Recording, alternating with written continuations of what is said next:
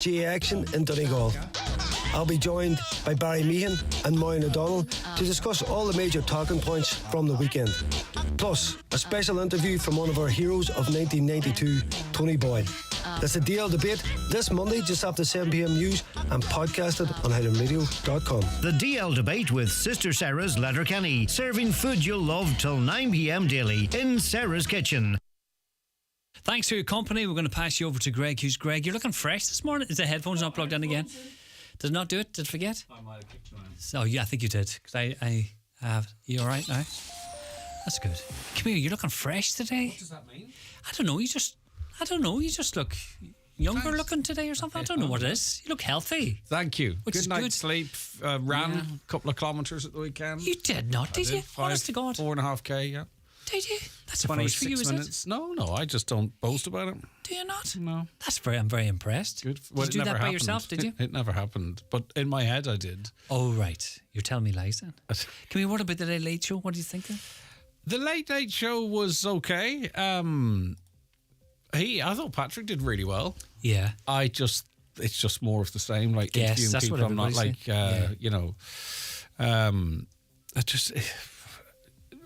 I just didn't enjoy the guests. Is that bad?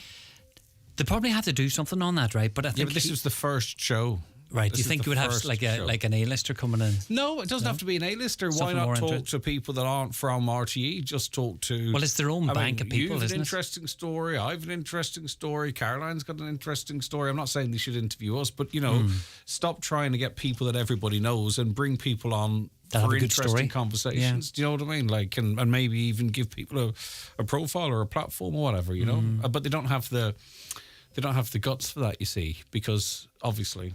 It's all about Well, they might ratings. have to dig deep, won't they? Well, just reflect Ireland. Use the show, as Gay Byrne did to a great extent, to reflect Ireland. If a good guest comes along every now and again, bring them on.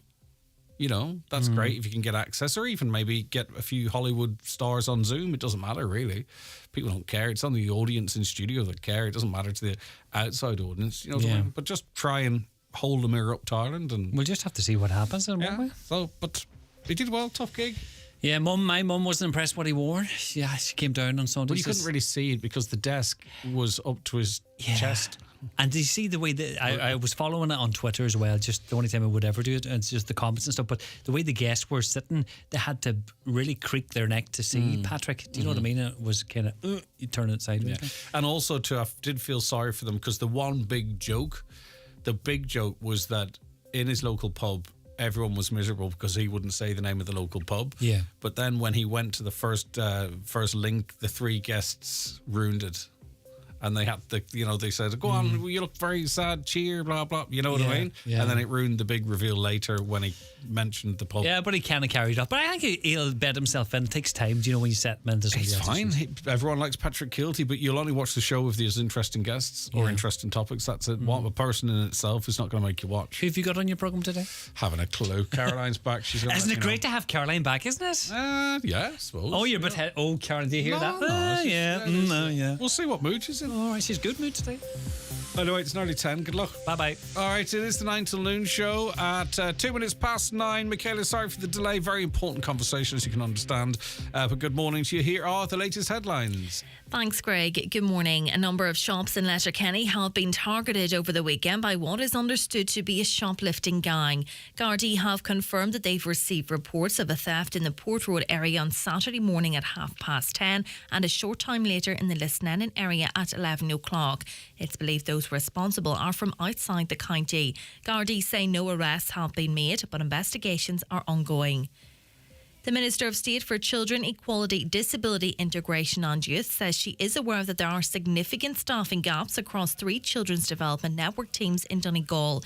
Minister Anne Rabbitte recently visited the county to discuss various challenges in the area. Ellen Butler has more. Minister Anne Rabbitte has fully acknowledged the impact staffing shortages in Donegal North CDNT, Donegal East and Inishowen CDNT and Donegal Southwest CDNT are having on children and families. During a recent visit to the county, Minister Rabbitte met with members of Donegal North CDNT and HSE management to discuss the various challenges they face, including recruitment initiatives, vacancies and waiting lists, as well as how to tackle them. The Minister has engaged with local HSE management in Donegal and CHO1 generally and is fully supportive of the range of measures being initiated to enhance capacity, including trying to attract new graduates, establishing a bursary scheme, attending jobs fairs and outsourcing assessments to private providers. Minister Rabbitte is optimistic that success in these endeavours will see teams enhanced, capacity across the network teams increased and access to services developed. Social Justice Ireland is calling for local authorities to be empowered to collect a new tax on empty houses. It wants the government to allow councils to receive a new site value tax on underdeveloped land in budget 2024. It also wants a new levy on empty houses of €200 per month, with the revenue from this charge collected and kept by councils. Donegal County Council is coming under pressure from councillors in the Inishowen Municipal District to ensure a water tanker that is currently in order is located in the peninsula. There's been calls for many years for such a resource for Inishowen to provide backup for the fire service. There was huge disappointment when a much sought after tanker was located in Letterkenny, with the town having been identified as the optimum location.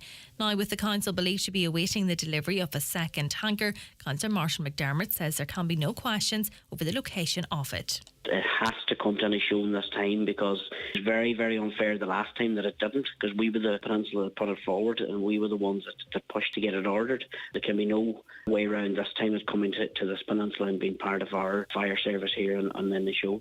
Weather now, scattered showers and sunny spells this morning. More frequent showers will develop this afternoon, with highest temperatures today of 13 or 14 degrees.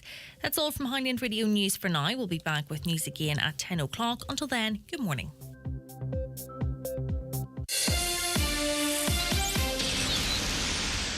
Jack, everyone asks me if you're teething when you cry, but can you be teething all the time? Maybe you're hungry, or you're sad and need a little cuddle, or maybe it's something else. At the HSE's mychild.ie and in the free My Child books, you'll find the answers you need. From doctors, midwives, public health nurses, dietitians and lots of other experts. mychild.ie. Expert advice for every step of pregnancy, baby and toddler health. From the HSE. The county's #1 talk show, The 9 till Noon Show on Highland Radio. And now, it's time for the talk of the Northwest, The 9 to Noon Show with Greg Hughes on Highland Radio. Hello, good morning to you. 6 minutes past 9 on this Monday, the 18th of September 2023. How are you all? How was your weekend? Let us know. 086 60 25,000. The WhatsApp and text line open for you right now, and in fairness, it's open for you all of the time you've ever needed. And we've lots to come on the show. As you can imagine, lots of stuff broke over the weekend, which we'll be covering, and lots of interesting topics for you. If you want to get involved in the conversation, raise your own topics, your own issues, 074 91 25,000, 074 91 25,000, and emails, comments at Highland Radio. They'll get us from anywhere. Right, as I say, our guests already waiting to join us, so we'll start with the newspapers, as we always do this morning. The Donegal News, and this is an issue we're going to be talking about a little later on. A call has been made for permanent park supervisors to be deployed at Burnham McGlinchey Town Park following reports of concerning activity over the weekend. On Saturday, a local mother urged parents to report suspicious activity after her 3-year-old son was allegedly given a bar of chocolate by a man in the park. The woman claimed her son told her the man had been hiding in the bushes. The alleged incident occurred while a number of children were playing in the park, and we're going to speak to that mother on the show a little later on, so please stay tuned for that. The Derry News this morning, a Derry community worker has expressed the mounting concern about the perceived recent increase in the number of suicides in the city. Speaking to Derry News, Martin Connolly, the manager of Community Restorative Justice, which is based in Gallia Community Centre, said he's becoming increasingly worried by what he described as the normalisation almost of suicide. Martin said, at the minute, all I'm hearing are conversations like, There was another one at the weekend. It's just a vicious cycle at the minute. You worry for the future. You worry for your grandchildren and the young people in this city. It is terrible. It is heartbreaking. And it truly, truly is. If that's a topic you wish to discuss as well, of course, you know the numbers. Let's go to the national newspapers. The Irish Times this morning. We learned that the European Union is working on a new 20 billion package of military support for Ukraine to run over 5 years. So the EU aren't in peace mode at the moment, or in fact they aren't perhaps seeking to find a resolution to this crisis. They're actually funding and supplying weapons to Ukraine to cover the next 5 years. It's been raised, the issue which has been raised informally in recent weeks with the Irish government and others. Tánaiste and Minister for Foreign Affairs Micheál Martin said yesterday he had alerted the Cabinet that the proposal was coming down the tracks. He said it was agreed Ireland would provide only non-lethal aid, and Ireland has provided quite a bit of non-lethal aid so far. How much would you imagine? €122 million has been given so far by Ireland, by you, in non-lethal military assistance to Ukraine. Mr. Martin told the Irish Times in New York he would be announcing a further 23 million in government aid to Ukraine at the United Nations in the coming days. So that would bring, since the war began, €150 million of non-lethal military assistance to Ukraine from Ireland. But the EU's currently working on a €20 billion package of military support for Ukraine to cover the next 5 years. And of course, there's also money going into them from the United States and Canada and other countries that are backing them. The Irish Independent this morning, the victim of a random attack at Dublin Airport was smoking a cigarette outside the departure hall when he was stabbed multiple times yesterday. Sources say a penknife was used in the attack and the man suffered several stab wounds. Emergency services were alerted to the incident outside Terminal 1 at around 11:30 a.m. yesterday morning. Airport police responded to the serious assault within 90 seconds of being alerted to the matter before Gardaí arrived on scene. The victim, who's in his 50s, was stabbed a number of times in the neck and abdomen. He was rushed to Beaumont Hospital where he was treated for injuries that are not believed life-threatening. And I think he might count himself lucky once the dust has settled in that it was obviously a short blade knife that managed to miss major arteries, or he certainly would be in a far worse condition, dead most likely. A suspect was arrested at the scene on suspicion of assault and was last night detained at a North Dublin Garda station. The man, who is also in his 50s, is not known to the victim, and there is understood to be no clear connection between the men. So this other person just decided to randomly attack him. We discussed this on Friday, the €240,000 job of a photographer. It was to take still pictures on the set of the Soap Fair City. Well, that €240,000 contract has now been suspended. Director General Kevin Backer said the process would be paused following his decision to halt discretionary spending.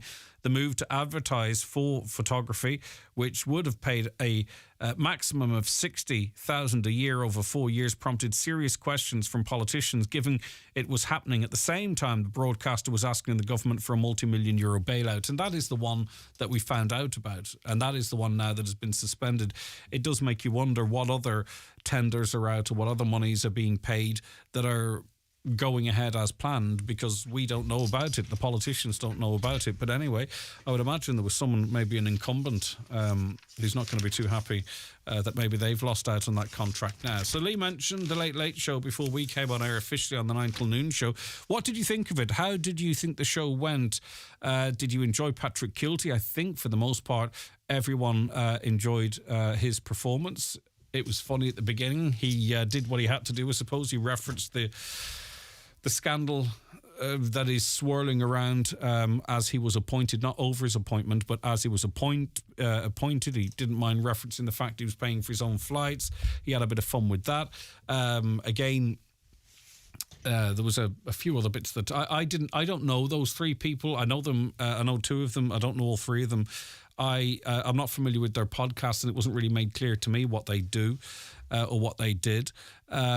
And also the Mary McAleese's contribution was a wee bit, I didn't understand what was going on there either. There was one question towards the end, I suppose, where there was a bit of headlines from, but other than that, it was a bit rambly to me anyway. But highly anticipated viewing figures for Patrick Kilty's first night at the helm of the Late Late Show will be released at lunchtime today. It's expected that Mr. Kilty's numbers will be a lot higher than those for Ryan Tubridy's opening night on September 2nd last year because of the curiosity factor. An RTE spokesperson would not be drawn on any guesstimated figures over the weekend, but added the audience figures are collated by Nielsen, an independent outside body, and they'll be provided to us at lunchtime on Monday. We do not engage in estimates until we are given the data. But I think, as I say, I've no doubt he'll do quite well. The people I've been chatting to sort of casually over the weekend watched it, enjoyed his stuff, then found the guests a wee bit meh and tuned out. The two Johnnies were on it as well, of course, they're 2FM. And the 2FM guests as well. But anyway, it doesn't matter what I think. What do you think? 086 60 25,000, 086 60 25,000, or give us a call on 074 91 25,000. The footballer who was on the show, his name escapes me at the moment. I know him, but I just can't think of his name. The one other thing I thought about his interview was that McLean, isn't it? Yeah, it's McLean. The one thing I thought about his interview is that if you didn't know what the crack was like, in terms of the abuse he gets, it was never really referenced. It sort of started off as like, well, how do you deal with the stuff from the fans? So if you didn't know really what that is, the kind of interview would have went over your head a little bit. But anyway, it was interesting to see James on the show, and a lot of people enjoyed that interview. But as I say, what do you think? 086 60 25,000. The Mirror this morning, TV bosses last night launched 2 investigations into Russell Brand, with one insider admitting there is more than a whiff of panic. Both the BBC and a production company on behalf of Channel 4 are probing a series of serious allegations of misconduct centred on Brand while he was working for them in mid-2000s. A source said the reviews will look at what concerns were raised at the time and, crucially, if they were acted on.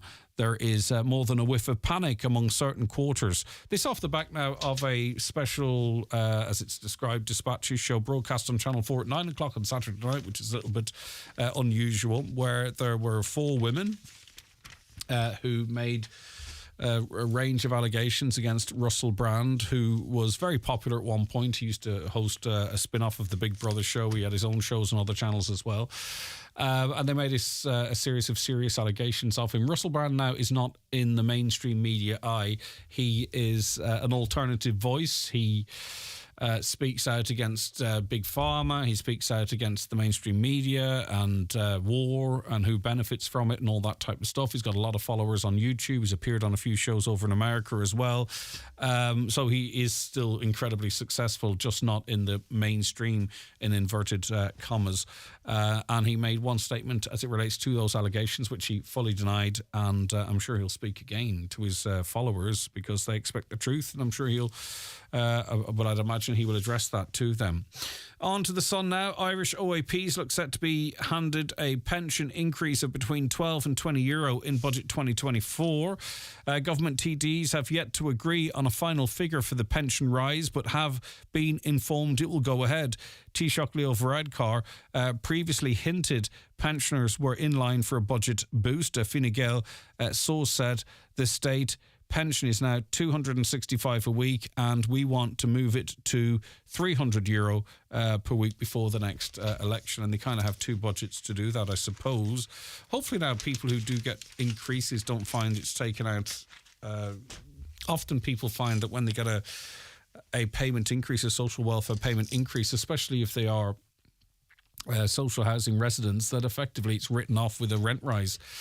You get a rent increase, or you get an increase in your pension or your pay, then you're assessed, and then your rent goes up because you have more money. So effectively, they give it with one hand and take it back with the other. Is that an experience you've had? Hopefully it doesn't happen this time, so people can get the benefit of any increases. And the Irish Daily Mirror, finally, Daniel O'Donnell, well, he's revealed he's reaching a new generation of fans thanks to a TikTok page he launched last year. The Donegal-born star says he usually recognises long-time fans at gigs, but he's recently seen younger ones showing up who tell them that how they saw him on his social media channel. Daniel, who's 61, said, "I feel very grateful that I've been allowed to have the career that I have.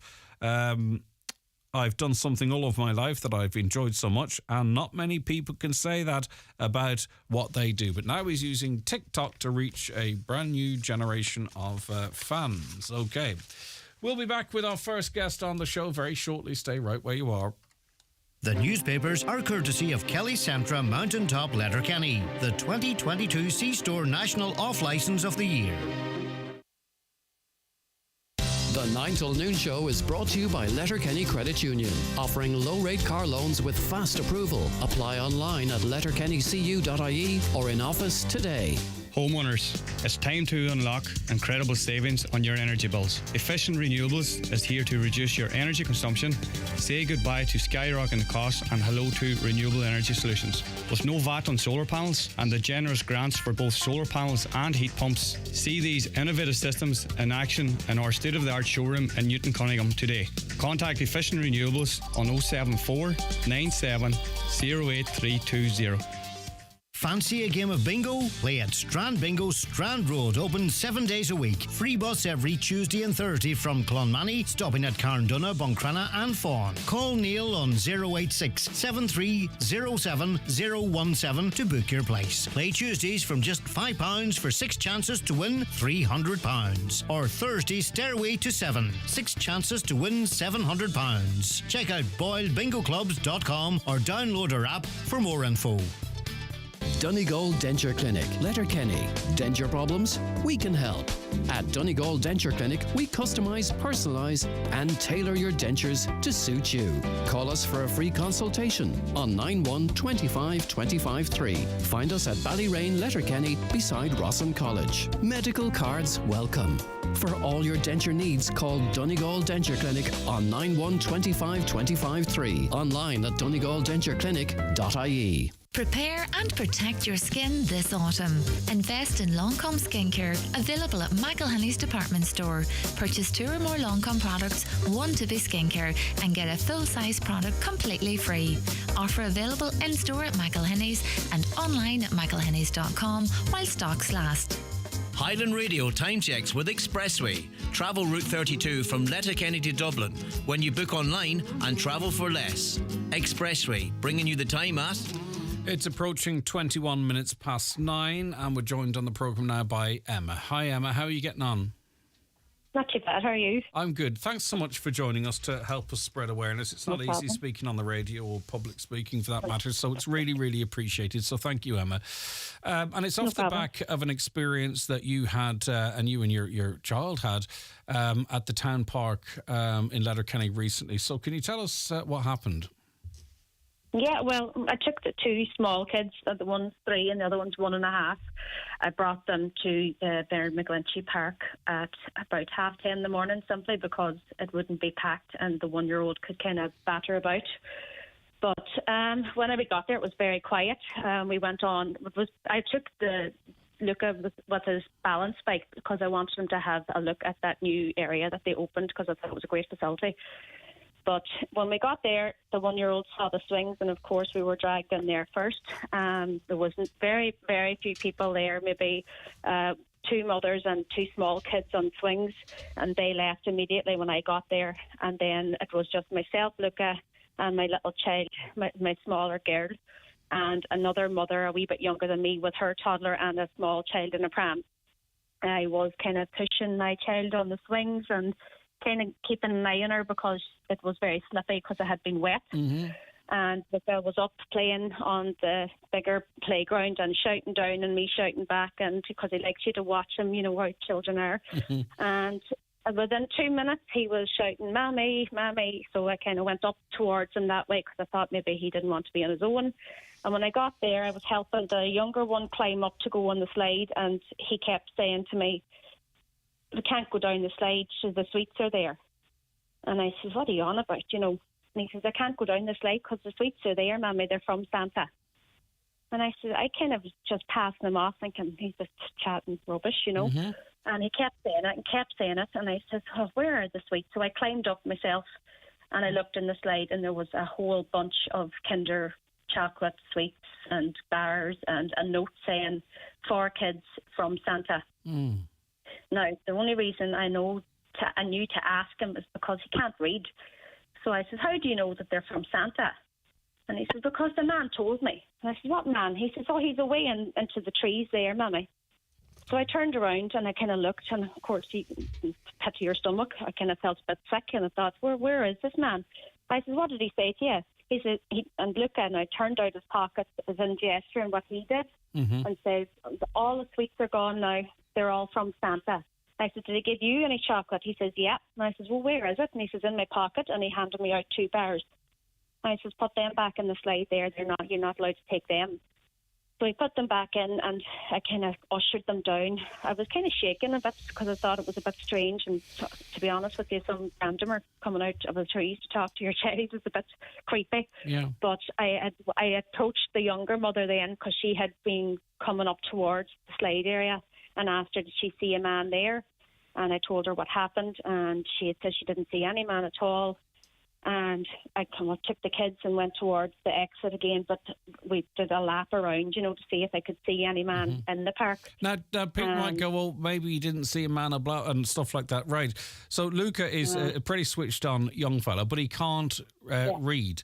So in other words, the note that those watching the show can see here, it says 4 kids from Santa. So Luca wasn't able to read that. So someone had to say that to him for him to be able to relate that to you. Yeah, for sure. Yeah, the only way that I copped on, he was talking to somebody, and I knew from him speaking to me what he was saying. He was telling me what he had said, and it wasn't something that he can come up with himself as a 3-year-old. I said, how do you know they're from Santa? He was, because the man told me. I says, what man? He says, the man that gave me the sweets. And I said, where is he? He says, he's in the trees. Jeez. And then he pointed to where he went up and through the trees, Yeah, and of course, then the gesturing of empties his pockets. He's not going to come up with that himself. He doesn't. He wouldn't do that himself. That's something he's seen and he's copying. So, just remind us, what time of the day was this again? I went there at 10:30. This happened roughly at about maybe, I would say, about 10 to 11 o'clock. Okay. And how did Luca describe what the person looked like or what he was wearing? Well, I had been on the phone then at that stage to the Gardaí, and they had said, I know it's a silly question, but can you ask him to see what he says? So I said, I thought I need to kind of ask him random questions now instead of putting words in his mouth. So I said, it was this man wearing a tracksuit like you are? And he says, no, he had shorts. And I says, okay. And I says, what colour were the shorts? He says, blue. And I says, was he wearing a T-shirt? He says, no, he had a green jumper. And I says, right, okay. And then I said, well, was he a young man like Daddy, or was he an older man like Granda? And he says, oh, he's an older man like Granda. He's got white hair. Very specific stuff. Yeah, really specific stuff. So we'll talk about the conversation with the guards at the moment, but presumably this person is not entering via the established exit or is hiding for long periods of time in the trees. Like, it's very concerning, isn't it? And why would any person approach any child, and especially with sweets and a note? It's very peculiar. Well, if you were going to be kind enough to give a child sweets, Greg, anybody would go approach a parent and say, oh, would it be okay if they had a bar of chocolate, as you don't hide in trees and speak to a child privately and then disappear into trees again, I know. It's just, and your instinct as a mum kicked in straight away. You knew there was something very off. Just knew from talking to him, Greg, that it was something not right about it, For sure. So then you said, right, I better call the guards about this. And how did that conversation go? They were actually very helpful, in fairness. Now, they obviously asked the questions and wanted a description of what Luca thought he looked like. And then I had kind of gotten the shakes from the whole experience, so I took my kids and I left the park. But within 10 minutes, a detective was up to speak to me and has been in contact with me every day since, and is making efforts to try. He's actually rang and said he's got a request in for the CCTV footage from 2 different cameras, I think, and he's hoping to get them today. Like, listen, at the end of the day, until we find what went on here, you'd be very reluctant to go there with your children again. You would personally. That's and it's so sad because it's such a beautiful park, but it's completely put me off wanting to go anywhere near it now. You know. Yeah. Okay. And as I say, it's just there's something weird about it. So he had sweets on the top of the slide already, or did Luca? Yeah. He had obviously given Luca a bar or two for his pocket, and then he must have put the rest inside the tube slide at the top, so you wouldn't see it as a parent. Yeah, you wouldn't see them lying. You know, they were inside the tube slide, so you know the only ones that would have access to them were kids really that were up going down the slides. You know, and I mean, listen, you try and get inside someone's head like this. I mean, is that to sort of earn trust with them? In other words, if they go back again and next thing, oh, did you get the sweets I left you the next time they're there or something? You know what I mean? Yeah, as I say, I hope it's not that, but you know, you start wondering. It's a strange series of events to approach a young child where their parent is, you know, not directly beside them. It's completely wrong. But then again, this sort of dropping some sweets off mysteriously, are they trying to create some scenario where they can build trust with kids? Well, the bundle of sweets on its own, anyway, is a bit strange. Do you know, it's what is the intention? Do you know what I mean? Mm-hmm. It's a bit strange. Like, it's just, I don't know. It felt wrong, completely wrong. You know, you don't just hide sweets in a slide in a park. You know. And it's not a very nice feeling to have a stranger come out of the bushes and approach your wee one, because then you think, well, what if you wanted to grab it? It completely freaked me out. Yeah, completely freaked me out. I just wanted to get them and get out of there, because it's not the first story neither has come up this last couple of weeks. No, I know a friend as well. We had one. Yeah, well, we can talk about that, but we had another concerned parent. Was it down at the skate park? Was it down the skate park that there was a story recently whereby there was someone acting really quite suspiciously? I think it was behind a similar area, is it? Okay. Caroline's just been informing. What did your friend say to you? Sorry, Emma. A friend of mine had been walking there maybe a week or two, and she told me this yesterday, but I didn't know. But she had said a man was in the trees in the middle of the park as well, and whenever she was walking past, she felt like he was following her, and every time she turned around, he would disappear again, you know. It was, I don't know, there's obviously, we would hate to think it's a group of men, Greg, but, you know, if it's one man, then he's obviously in the park a lot. Well, we can't ignore these things until we get to the bottom of it. That's the bottom line. Emma, I don't know if you want to stay there just to have Councillor Jerry McMonigal, who's chair of the Joint Policing Committee. You're listening to Emma there. Any parent at all, Jerry, would find the hair standing on the back of their neck listening to that, because you can imagine, well, what if it was us, or what was it me? What's your take on what's going on? Yeah, good morning, Emma, and good morning, Greg. No, I mean, the hairs in the back of my neck are standing as a grandfather even. But look, this isn't an isolated incident. Unfortunately, there's been a number of such complaints and concerns have been raised over this last number of years. And Emma's right, the park is a fantastic facility, and it's being extended on now with the new adventure park. And it's growing, and it's growing in attraction. It's bringing more and more people into the park. And at council level, like, I mean, we've pushed and we've got CCTV installed, and hopefully the cameras will reveal something that can be acted on. But we also have been looking for park wardens to be there on a permanent basis, to be there every day when the park is open, to assist and help mothers and people who are using the park, and keep an eye on it generally, and to try and prevent this type of activity. I mean, the chocolate bars in the swing is so wrong on so many levels, and so many concerning on so many levels. Like, you know, a man in the buses giving out chocolate to a child, it just doesn't bear thinking about. But even for an adult to give chocolate to a child without the permission of the parents is totally irresponsible, because one of the children could have had a nut allergy, for crying out loud. Yeah, you know exactly. I mean? It could have been all sorts of consequences coming out of that. But to be thinking that you're going to a safe place with your children to play in a park, and that some person is hiding in the bushes, I mean, it just scares the life out of you as a parent. And it's something that we as a council, and we need to do something about this. We need to be looking at putting in place those park wardens. But I'm really pleased that the guards have been on it so quickly and listened to Emma, took all the information they could and are now following it up with the CCTV. And as I say, I hope that we can get something from the CCTV. Yeah. Well, two things are going to happen. Either A, we do something whereby people can feel safe there and the beautiful facility is used, or B, nothing is done and people like Emma and many, many others simply don't use it. So we're maintaining a public facility that a lot of people don't feel safe going. And then you won't hear their voices because they'll stay away from it.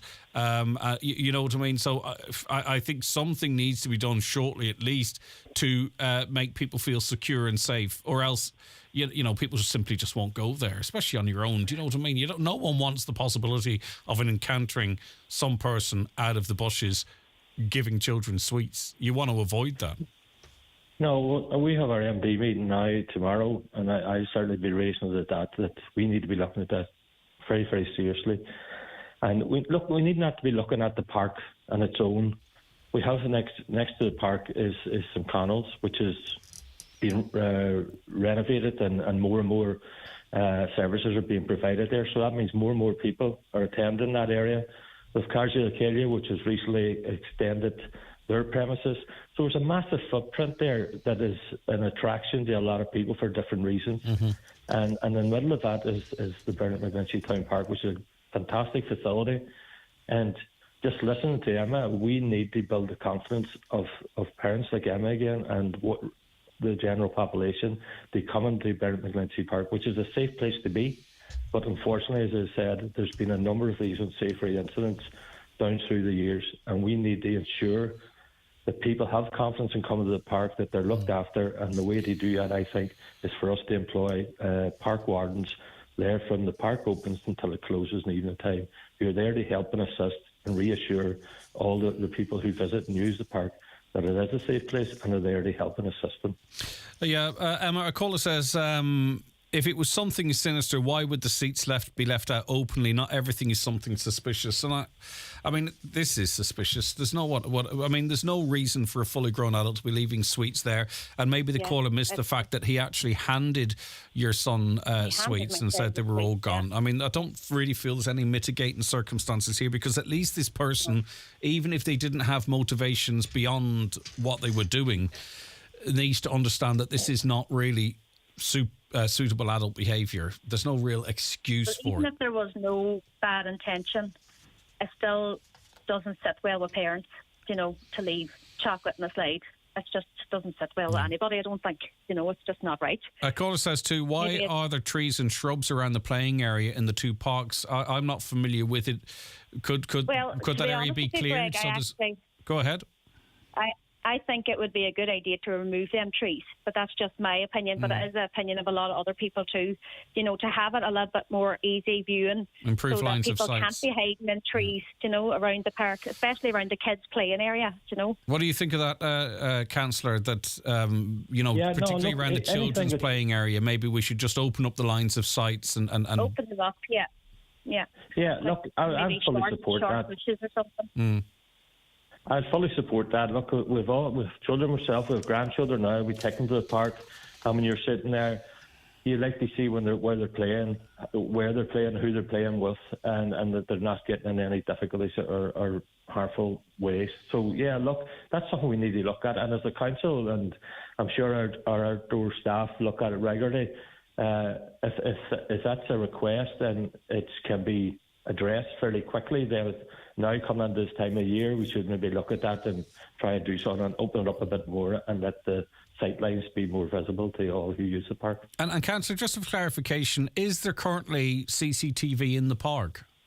Yeah, there is. There is, okay. Yeah. So we'll see what comes from that. So I appreciate your time. Emma, I appreciate you sharing the story as well. And hopefully now something happens whereby you can go back and enjoy that public space. It's different for me. I live in the country, right? But it's different for you. The chance to get the children out and the bikes and all that kind of stuff and have a bit of fun. It's more difficult in a built-up area. Emma, thanks very much. No bother, Best thank you. wishes to you and the family. Councillor Jerry McMulligan, thank you very much. Thank you. Bye now. All right, bye-bye. Okay, have you had a similar experience or want to comment on that? The number to do so is via WhatsApp and text 086 60 25,000, 086 60 25,000, or give us a call on 074 91 25,000. And if you want to send us a voice message, by the way, on WhatsApp, feel free to do that as well. We can play those out if you want to express your views that way. 086 60 25,000. Send us a voice message and we can play that out on air as well. But if you are sending us a WhatsApp voice message, and don't be shocked then if you did hear it on the radio. Do you know what I mean? That's what I'm saying to you. But as I say, if you maybe you're just not really good at typing or something and you want to be able to have your view heard, feel free. WhatsApp, voice message us 086 60 25,000. Watch the show live now on YouTube, Facebook and at highlandradio.com. The 9 till noon show is brought to you by Letterkenny Credit Union, with monster loans available up to €60,000 for all occasions. Visit letterkennycu.ie. Remembering Joe Dolan, the 15th anniversary tour, coming to the Millennium Forum in Derry on Sunday the 8th of October, featuring members of the Dolan family and members of the Joe Dolan Band. Book now at millenniumforum.co.uk or call 04871 264455. Autumn is here and so are the new arrivals at Green Shoes. Shop in store or online now from top brands like Doc Martens, Kate Appleby, Tommy Bow and Riker. Also New Balance, Wonders, Echo and many more. Shop LK and one for all gift cards accepted in store. Visit Green Shoes and discover the perfect footwear to complement your style. Green Shoes at Market Square, Letterkenny Shopping Centre, Fulcara and online at greenshoes.com. Raymond Sweeney here to let you know about some great value laptops we now have in stock, like the super affordable Ventura Europa, powered by an Intel Celeron processor, ideal for studying, e-learning and keeping up to date with the latest news for just $249. Also the super fast Avita Pura laptop with a Ryzen 5 processor, 8 gigs of RAM, 256 gigs of storage for only $399. Check out these and other great value laptops now at Ben Sweeney Euronics in Letterkenny and Dunlow. Donegal Denture Clinic, Letterkenny. Denture problems? We can help. At Donegal Denture Clinic, we customise, personalise and tailor your dentures to suit you. Call us for a free consultation on 91 25 25 3. Find us at Ballyrain, Letterkenny, beside Rossin College. Medical cards welcome. For all your denture needs, call Donegal Denture Clinic on 91 25 25 3. Online at donegaldentureclinic.ie. And you're very welcome back to the programme. 086 60 25,000 is the WhatsApp and text number, as I mentioned to you. Or give us a call on 074 91 25,000. A caller says, an increase in the pension. There must be an election in the background, or am I just a cynic? Well, both could be true. The EU's new mandatory migrant relocation deal would be the detriment of Ireland and its people. It's important for the Irish people to have a say in this matter by way of a referendum. Don't be jealous, Greg. Everyone likes Patrick Kilty, as do I. I thought Patrick was great. As I say, I just think he needs a little bit of a handout with some of the guests. Morning. Oh, my God, Patrick Kilty was cringy and wooden. The fake emotion at the start, please. And the guests, need I say more? I don't think he was... I didn't find he was cringy or wooden. Obviously, it's very nerve-wracking. And I thought the emotion was genuine, personally. But that's your opinion, and we appreciate it. Greg, Patrick Kilty was very good when compared to Tubridy. He comes across as not so entitled. He never interrupted guests, which is great. As for the two Johnnies, they must have RTE connections because they're terrible. Well, they work for RTE. They've got a new show on the telly and they're on 2FMs in the afternoon and they say lads a lot. Right, Caroline McLaughlin is a Tip O'Neill Diaspora awardee and joins us on the programme now. Good morning to you, Caroline, and congratulations to you. Thanks so much for joining us. Good morning, and thank you very much for the good wishes. What does something like this mean to you, to be recognised in Donegal? It's a huge honour because it's local recognition, right, for someone who's from Balcrana originally and who is away abroad, still very proud of their roots and very much flying that flag and using their platform for good.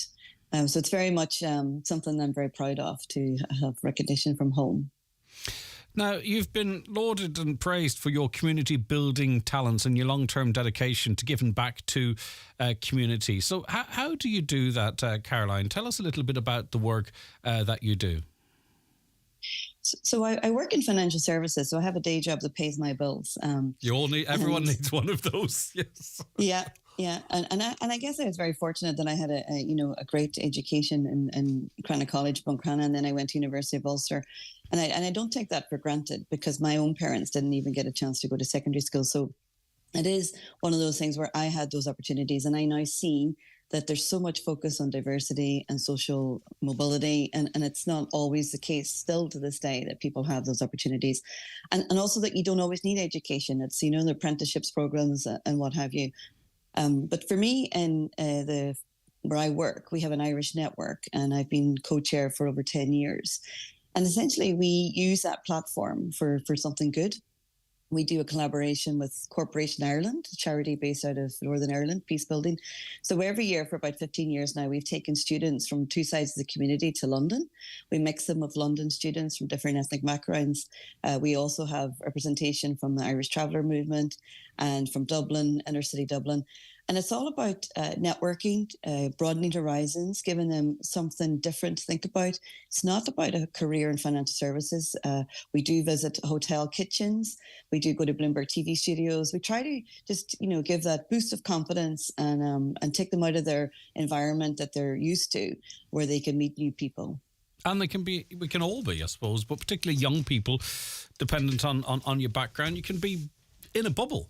Really, and it's really great to interact with other people, and very quickly you realise that we're basically all the same, aren't we, Caroline? 100,000,000%. And for the London students, I'm very conscious that we go to the state schools and we invite them in. They can see these Canary Wharf towers from where they live, but they've never really been in around the Canary Wharf region, or they don't have anyone maybe in their family or network that is working there. So it's a great opportunity for them to also come in and see what's inside the doors of these buildings, see what a trading floor looks like, and inspire them to think about what they might want to do in the future. And we see a sort of a public face of, say, for instance, our closest neighbour, Britain and Ireland, the British-Irish relations, and we maybe sometimes associate that with, what happens at the very top level politically, the commentary, the diplomacy and all that kind of stuff. But I think, and this is where one of the areas you are excellent in, I think really an awful lot of the groundwork, the real stuff that affects real people on day-to-day basis is kind of done under the surface to some extent. It's almost invisible to the general population. And that's something you work very hard in, isn't it, in improving those relationships? Oh, completely. It's a real practical thing to do, right? We have a small budget to cover some of the expenses. And then, if you don't ask, you don't get. I'm like always, who can do something for free? Can we get a speaker to come in? All my Irish connections. My Green Book gets a lot of a run up to this event. And the network that I am co-chair for, we get volunteers to come have pizza, sit beside the young person and do a bit of a speed networking around the room. And it's just really practical way of giving back as opposed to just throwing money at something. So it's, for us, it's very rewarding. Yeah. And the one thing in visiting the Irish diaspora in various parts of the world, and I hope I can explain this correctly, I've kind of said it before, there's a sense of community, togetherness, support, that sometimes I think we're seeing more, unfortunately, outside of Ireland. And we also need to be doing the kind of work that's going on in London or Dubai or New York or wherever it might be amongst Irish people at home. I'm not saying it doesn't happen, but I just think we're doing it better now outside of the country in terms of being there for each other and stuff than we are actually doing on the island, if that makes any sense at all. Yeah, and I'm always saying it takes a village to raise a child, and wherever we go, as all immigrants, really, you create a village around you, because your family become friends your friends become family when you're away from home, and I guess I'm always in awe of the organisations from Buncrana in a way that for me growing up, like the local band, the GAA, the community groups, the charity groups. My mum's involved in the retirement groups where they have coffee mornings. And I feel like they do it so well in Ireland because it's a local community, especially rural Ireland, local community groups. And when you're in a big city, as much as you're in a big city, you're actually still in a small neighborhood, right? So all the neighborhoods of New York, or because my siblings all live abroad, actually. So my other sister, Pauline, is in London. My brother's in Boston and my sister Margot's in New York. So we're all involved in community groups where we live, because you have to build that village where you are to find that support. And with amongst our diaspora too, there's different groups of individuals, and one which there's quite a bit of focus on, and I can really get why there is, when people who've moved to another part of the world, when they go past working age, and all of a sudden their network that was there can sort of begin to sort of diminish, and it can be very lonely, and then having to access state services, and can all be very complicated. And then there are, of course, students that travel over there, may be inspired to do so, and then of course I think students and women in particular are two groups that you like to focus your attentions on. That's right. So being here nearly 25 years in London alone, I've seen charities like the Irish Centre in Camden, and I've seen like a local charity to me, Irish Community Services, who are there to support that ageing generation of Irish, and it's to do with, as you say, like the bureaucracy of claiming for their benefits or their pension, or helping them with accommodation needs, but just to create that social forum, because they may not be as mobile. Some of their friends may have passed on or moved back to Ireland, and there's also groups that help that relocation process. So we do what we can in terms of. I do have that day job, and I am a single parent, and I have it's a full-on life. But I try to get other people who maybe have more time or disposable income to give, and so we are very much there to support, attend events like this week in London Irish Centre. Dermot Kennedy and Glenn Hansard are doing an event for charity on Wednesday. So there's, like, right, get your wallets out and go and support it. And, you're all lucky to be working in a well-paid industry, financial services especially.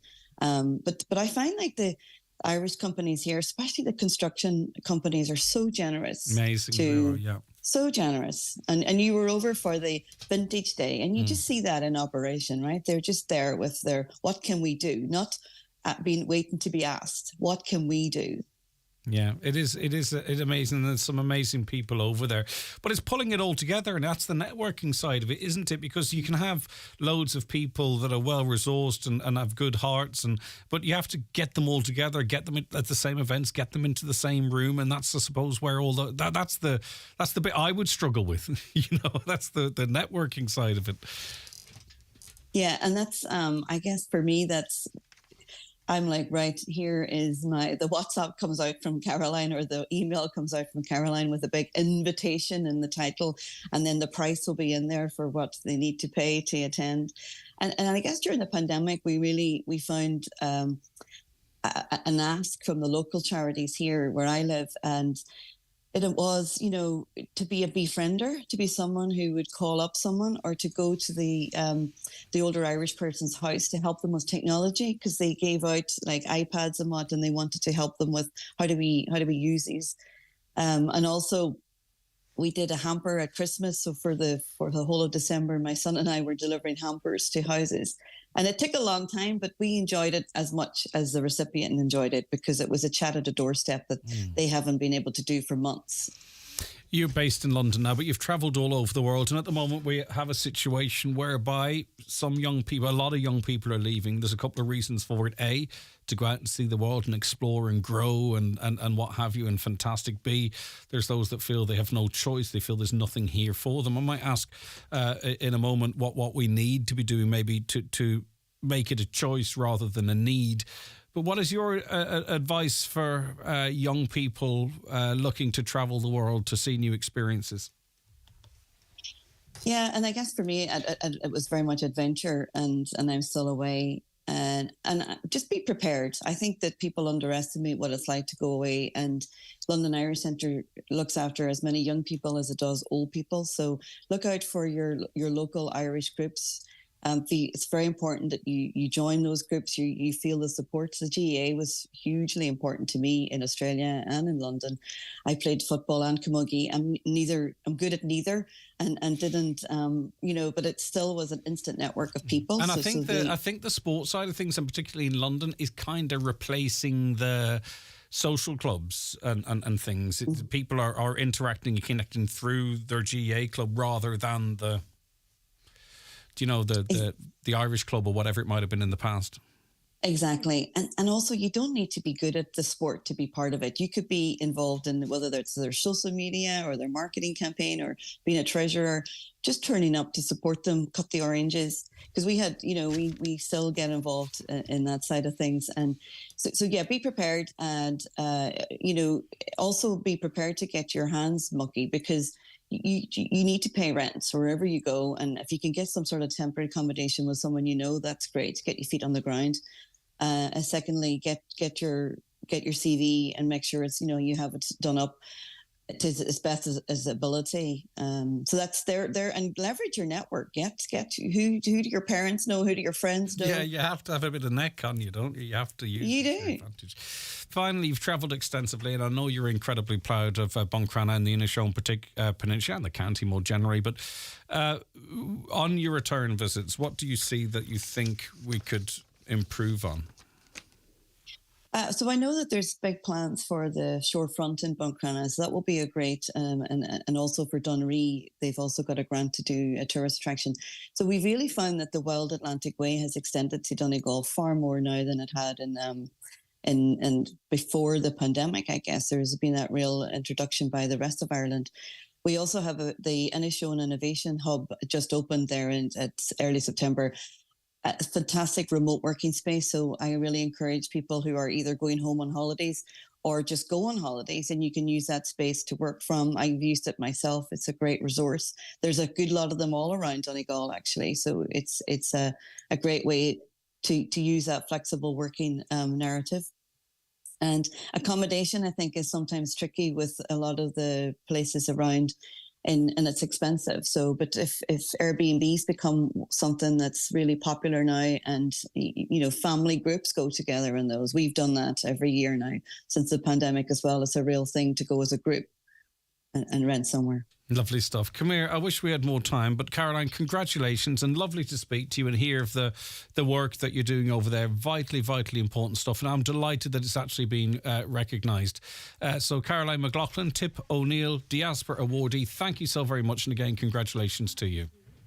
Thank you very much. Bye-bye. Take care. We'll be back after the news. The 9 till noon show with Letterkenny Credit Union. Simplify your debts with a debt consolidation loan from Letterkenny Credit Union. Call us on 074 910 2126 or apply online via our app or in office today. Get the best of the best for less and less at Lidl. Like Deluxe Irish Board B approved Angus steak mince was $4.29, now $3.49. Spend less on spuds. Deluxe baby potatoes were $1.39, now 39 cents. And go nuts with a Lesto mixed nuts, 25% off on Lidl Plus. Go on, shop without compromise. Go full Lidl today. Are you building a new home? Building requirements state that you must install a radon barrier. At FF Radon Systems, we supply and professionally install the fully certified barrier. For more information, call them at FF Radon Systems on 086 833 2749. Hip and knee pain can be debilitating. That's why at Kingsbridge Private Hospital, our orthopaedic surgeons offer a range of hip and knee surgeries and are ready to help get you back to doing what you love fast. Why wait? Find out more about our health insurance partners and cross-border healthcare options at kingsbridgeprivatehospital.com today. Tenny's Toys, Ireland's largest farm toy superstore, isn't just about farm toys. We've loads of fun outdoor toys for kids, such as electric scooters, crazy carts, electric quads, jeeps, tractors, and so much more. Hassle-free parking at the door with no traffic jams. Our Christmas club is now open too, and a wee deposit secures your item. Tenny's Toys, Leck Road, Letterkenny, or online at tennystoys.com. Lay down. Sometimes getting older is a good thing. Take a fine cheese. With steady planning, careful preparation and trusted guidance, at every stage of the process, it matures. At Standard Life, we believe in a similar approach when planning for retirement. Because when you do, things get better with age. Search Retirement Hub or talk to your financial advisor today. Standard Life International DAC is regulated by the Central Bank of Ireland. The 9 till noon show with Letterkenny Credit Union, now offering mortgages from €40,000 to €600,000 with no hidden fees or transaction charges. Letterkenny Credit Union, 9102127. New this week at Home Store and More. All mattress toppers are all half price. But better hurry, because when all the half price mattress toppers are gone, they're gone. Also, all bar stools and chairs and all metal kitchen bins are still all half price. But when all the half price bar stools and chairs and all the half price metal kitchen bins are gone, they're definitely gone. Drop by your local Home Store and More or visit us online at homestoreandmore.ie. New store now open in Frascati Centre, Blackrock, Dublin. Home Store and More. A happy home. Do you need a little extra help staying in your home? At Bluebird Care, we offer a wide variety of QMark-approved personalised home care services across Donegal. And our fully trained and committed staff will always meet your care needs with kindness, compassion and dignity. To get your personal home care assessment plan, visit bluebirdcare.ie or call our care team today on 07491 29562 and bring care home. Do you need a UK address? Save hundreds of euros on custom charges shopping online with Space Hub Dairy. We provide a full virtual office address mailbox service for all your business and personal use. Save your business hundreds, possibly thousands on custom charges with Space Hub Dairy. Call 048 7187 8077 for more details.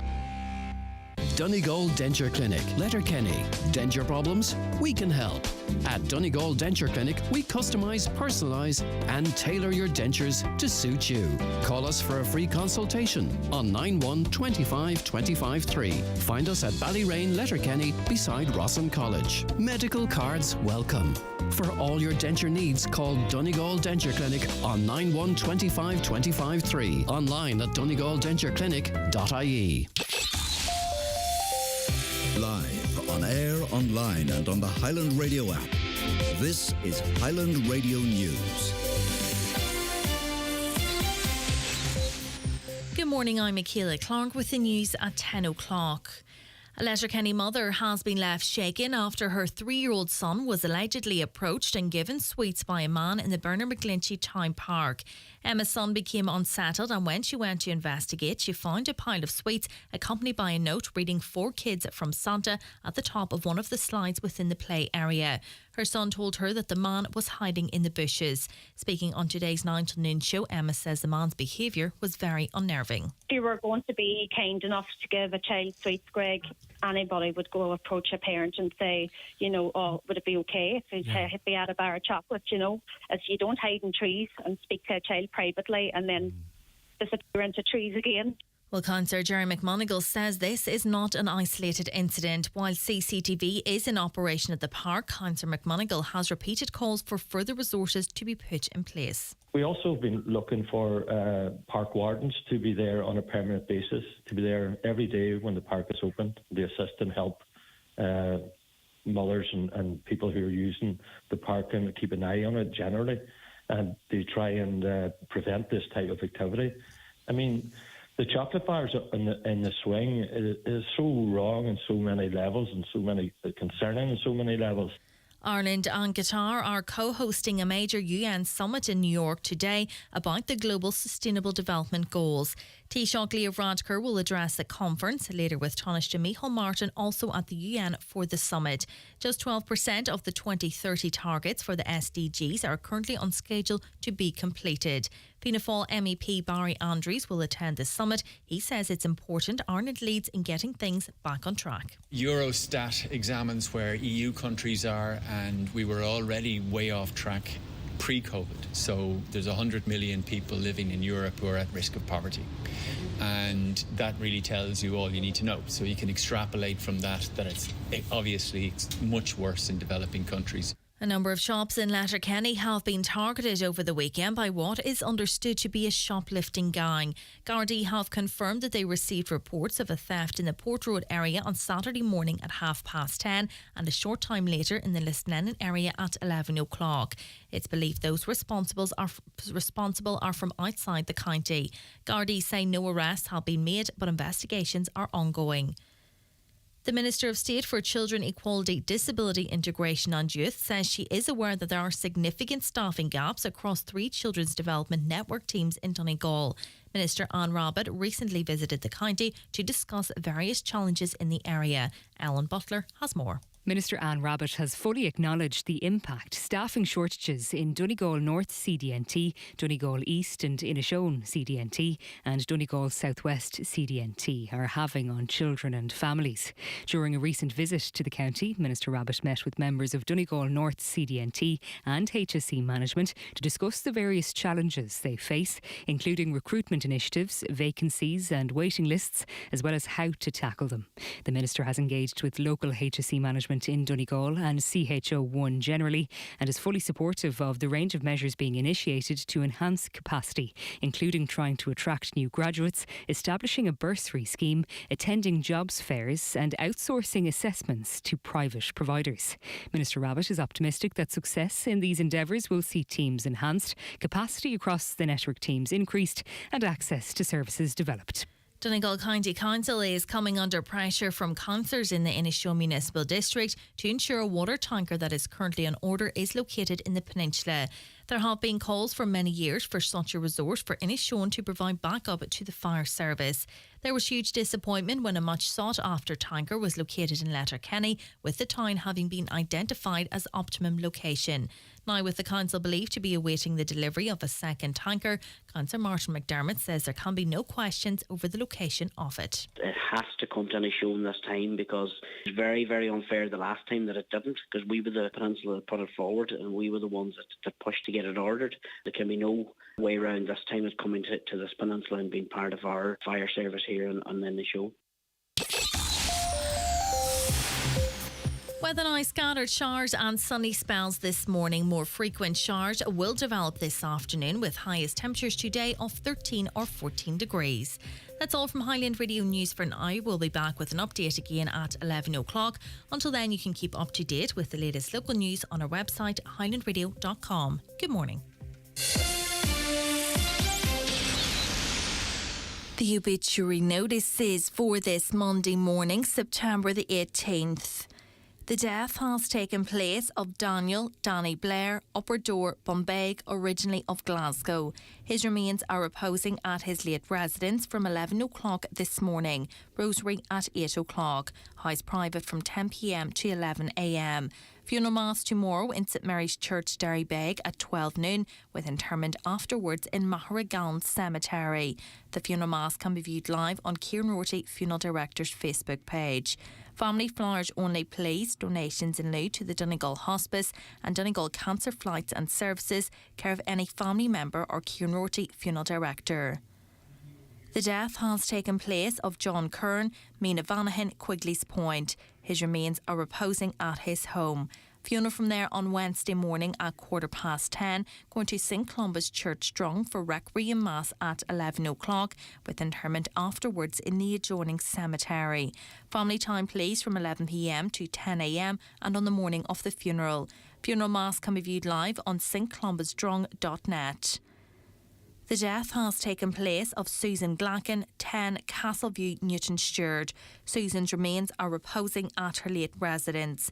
Funeral from there tomorrow morning, leaving at 10:15 for 11 o'clock Requiem Mass at St Eugene's Church, Glenloch, with burial afterwards in the adjoining cemetery.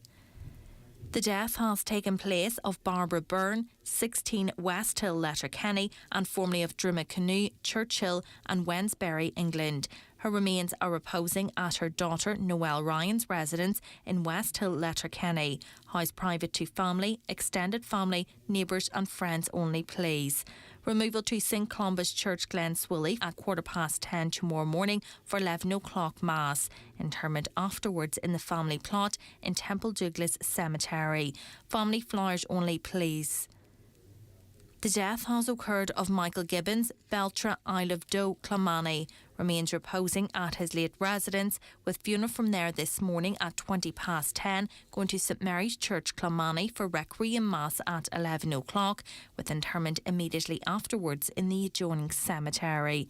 Family flowers only, please. Donations in lieu to the Irish Cancer Society or St Colmkill Village, Clea, Clonmany, care of any family members or McFeely Funeral Directors. Michael's funeral mass can be viewed live on churchservices.tv. The death has occurred of Charlene Gill, Lisfannon, Buncrana, County Donegal.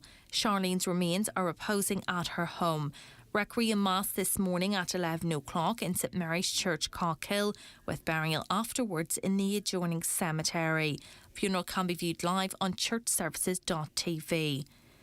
And the death has occurred in Boston, USA, of Kevin Donnelly McLaughlin Balnahone Fawn. Kevin's remains are reposing at the family home. Removal from the family home this morning at 10:15 to St Mary's Church, Fawn, for Requiem Mass at 11 o'clock.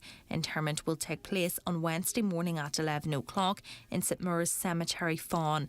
Requiem Mass can be viewed on churchservices.tv. Family flowers only, please. Donations in lieu if desired to Kevin Bell Repatriation Trust. For more details regarding wakes and funerals, please go to highlandradio.com.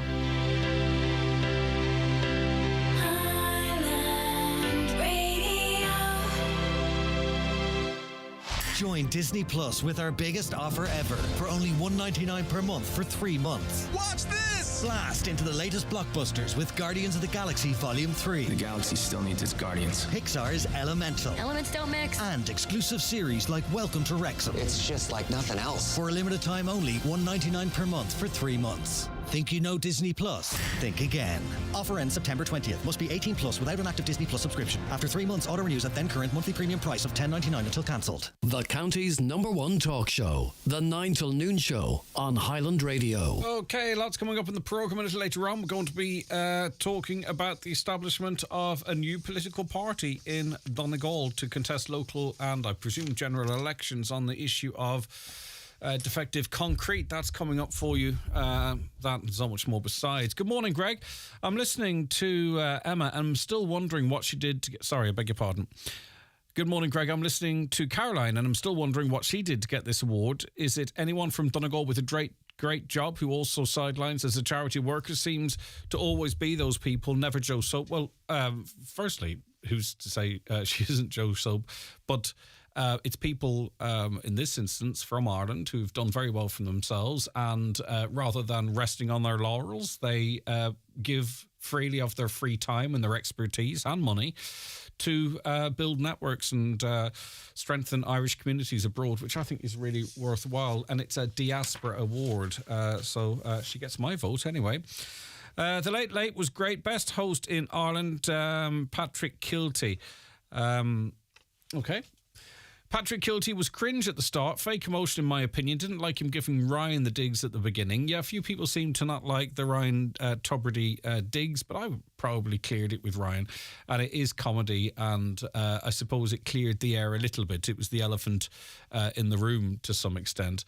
I didn't get the cringe or the fake emotion at all. I'm not going to lie to you.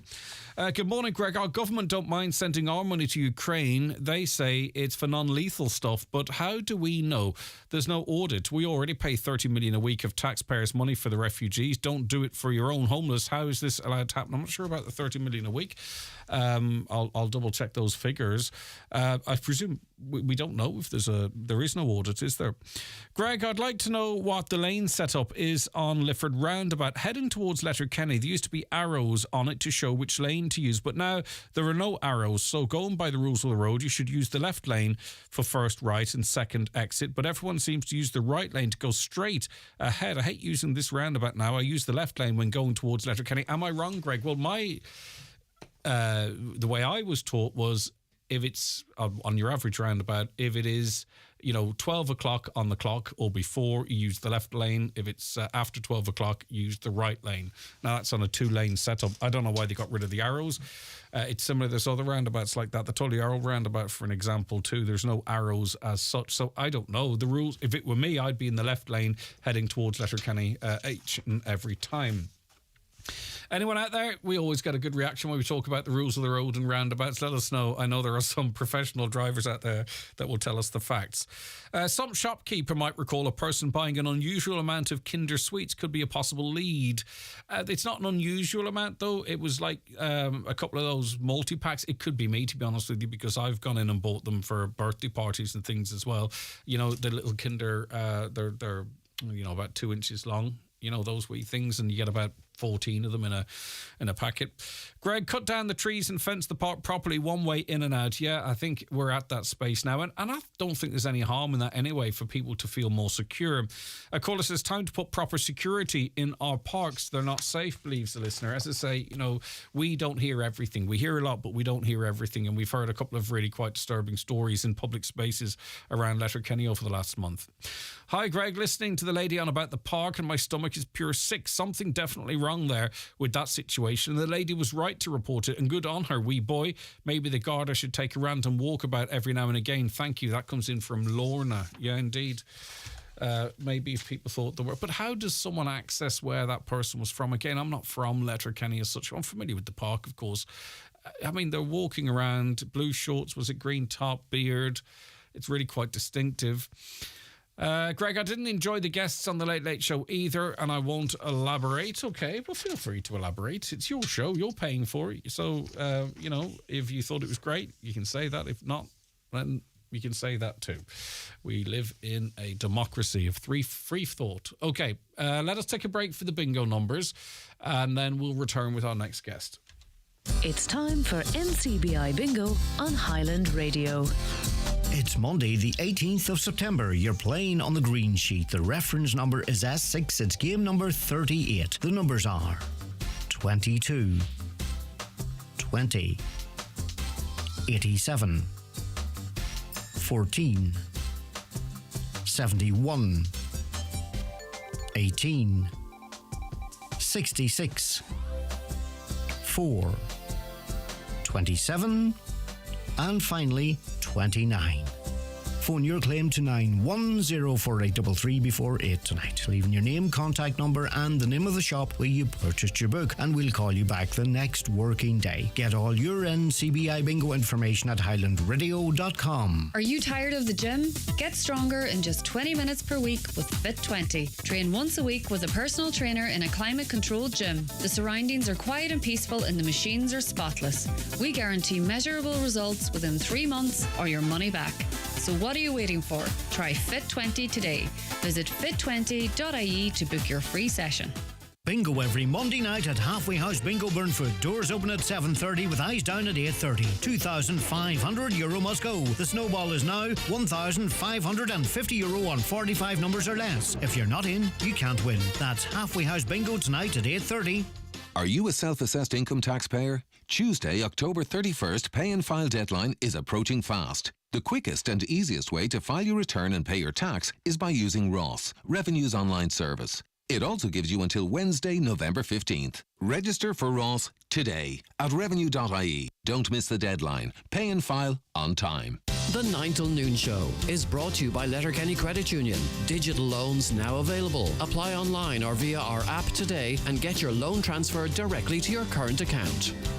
Okay, we're joined on the programme now by Marie Shields, Business Development Executive with Letterkenny Chamber. Good morning to you, Marie. Morning, Greg. Thanks so much for calling in. Oh, thank you. We've invited you in because it is a milestone. The Chamber now has 300 members, and amongst them, they employ over 8,000 people. I mean, it really is it's a powerhouse now, isn't it, in terms of business representation? Yeah, it really is. You know, we're representing a whole range of sectors and different types of employer, and it's brilliant. It's kind of a milestone that we're working toward, and we're delighted to have achieved it. And as you mentioned, it's from the biggest companies, the biggest employers in the town and surrounding areas. And it's not just Letterkenny, we'll get into that in a moment, but right down to the smaller businesses employing 1 or 2 or 3 people that are now currently members. Yeah. Yeah, that's the thing. It's about making it inclusive for anybody who is doing or wants to do business in the in Letterkenny and the wider Northwest. That's what it's all about. Is there a target? Like, I mean, obviously you've broken through the 300. Yeah. Yeah, that would be great if that was the target where the target ends, but it'll be 300 and counting. 300 was sort of a figure that the Chamber were keen to reach. But yeah, no, we're hoping to grow far beyond that if possible. And we've seen recently with recent events whereby, potentially the next Taoiseach, Mary Lou McDonald, addressed businesses as part of the Letterkenny Chamber lunch. Leo Varadkar has been up here in the past, Micheál Martin as well.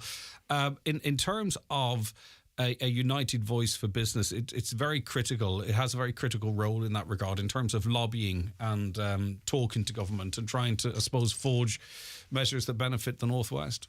Yeah, that's a key part of Letterkenny Chamber. Our CEO, Tony Forrester, would make lobbying submissions locally and nationally on behalf of all of our business members.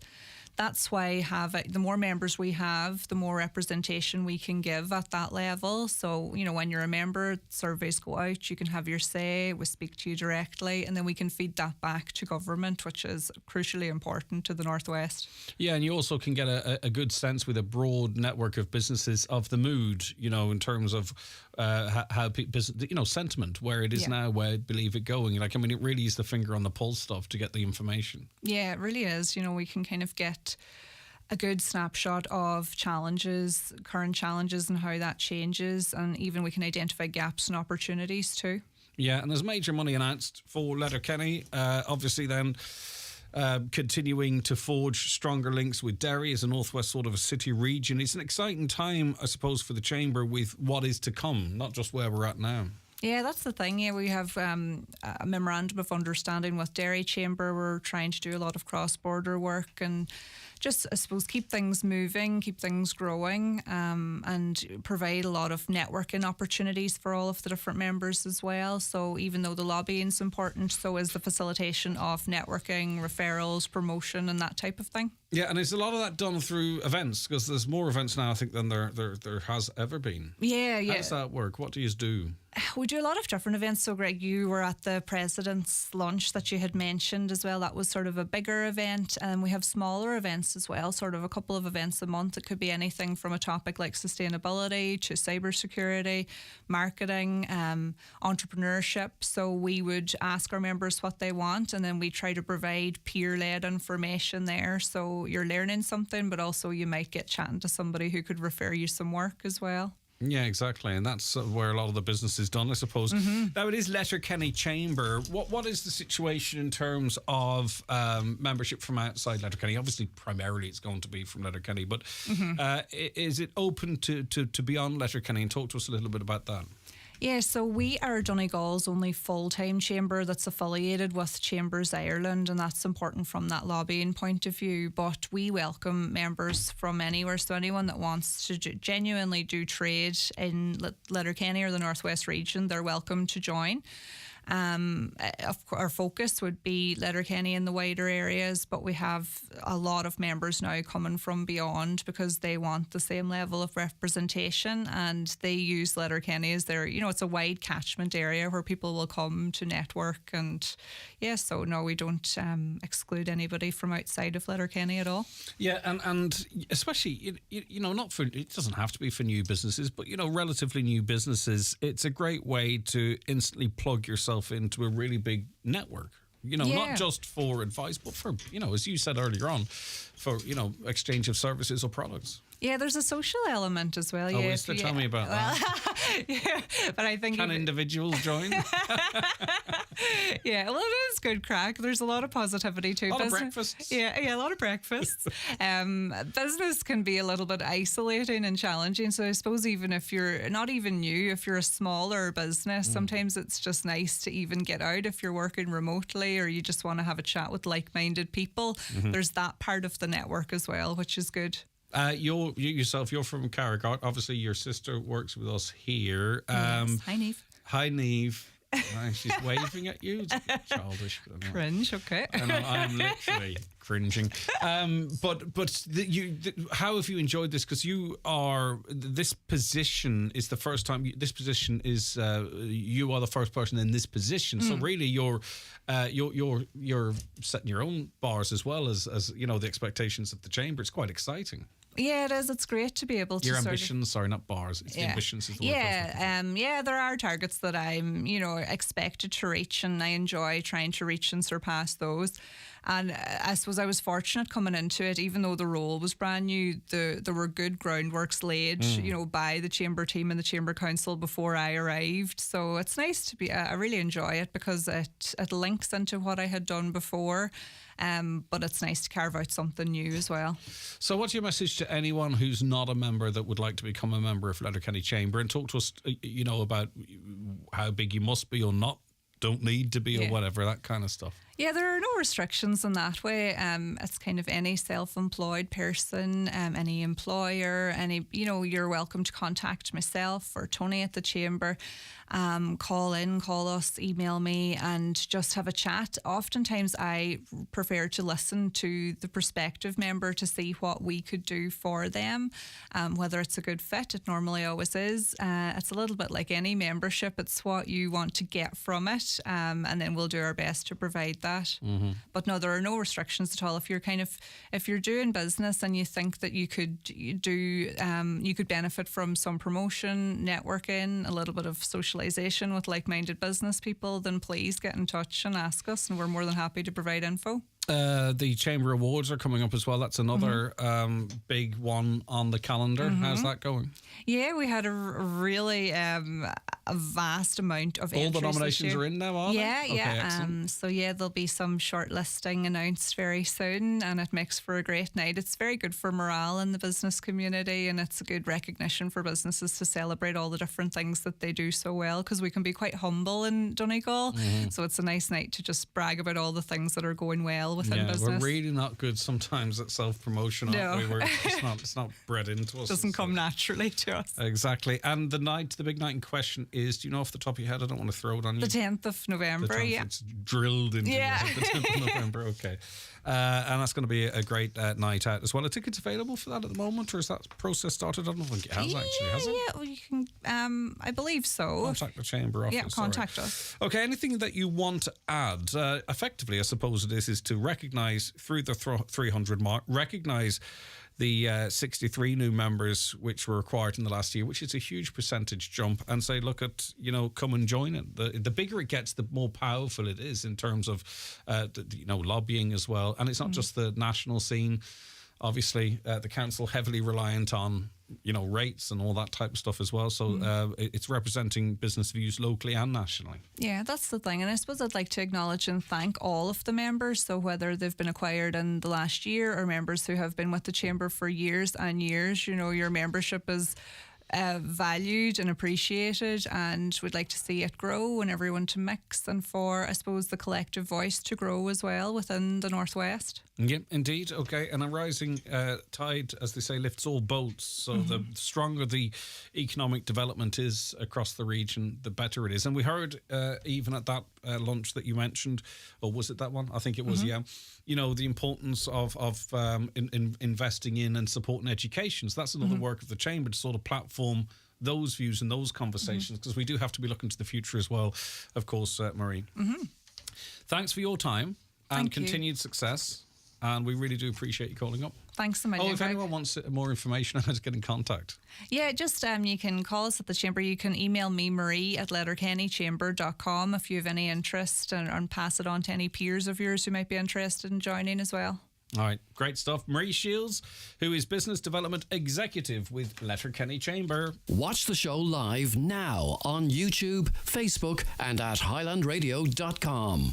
The 9 till noon show with Letterkenny Credit Union. Student loans now available and free banking for students from your local and friendly credit union. Call 91-02126 or email loans@letterkennycu.ie. Shrink your bill with Double Savers at Dunnes Stores. Save in the aisle and get back to your routine with favourites like Barry's Tea and Brennan's Bread. And all you need for easy midweek dinners like protein-rich lean beef mince, only €3.19 for 350 grams, and spaghetti just 70 cents for 500 grams. Then save again at the till with our 5 of 25 grocery vouchers and get a full basket for only €20.05. Dunnes Stores, always better value. Terms and conditions apply. Voucher can be used on next in-store grocery shop of €25 or more. Get ready for a great night of live music with Rhythm and Sticks in the Abbey Ballroom at the Abbey Hotel, Donegal Town, this Saturday, 23rd September. Doors open at 9. Admission €10.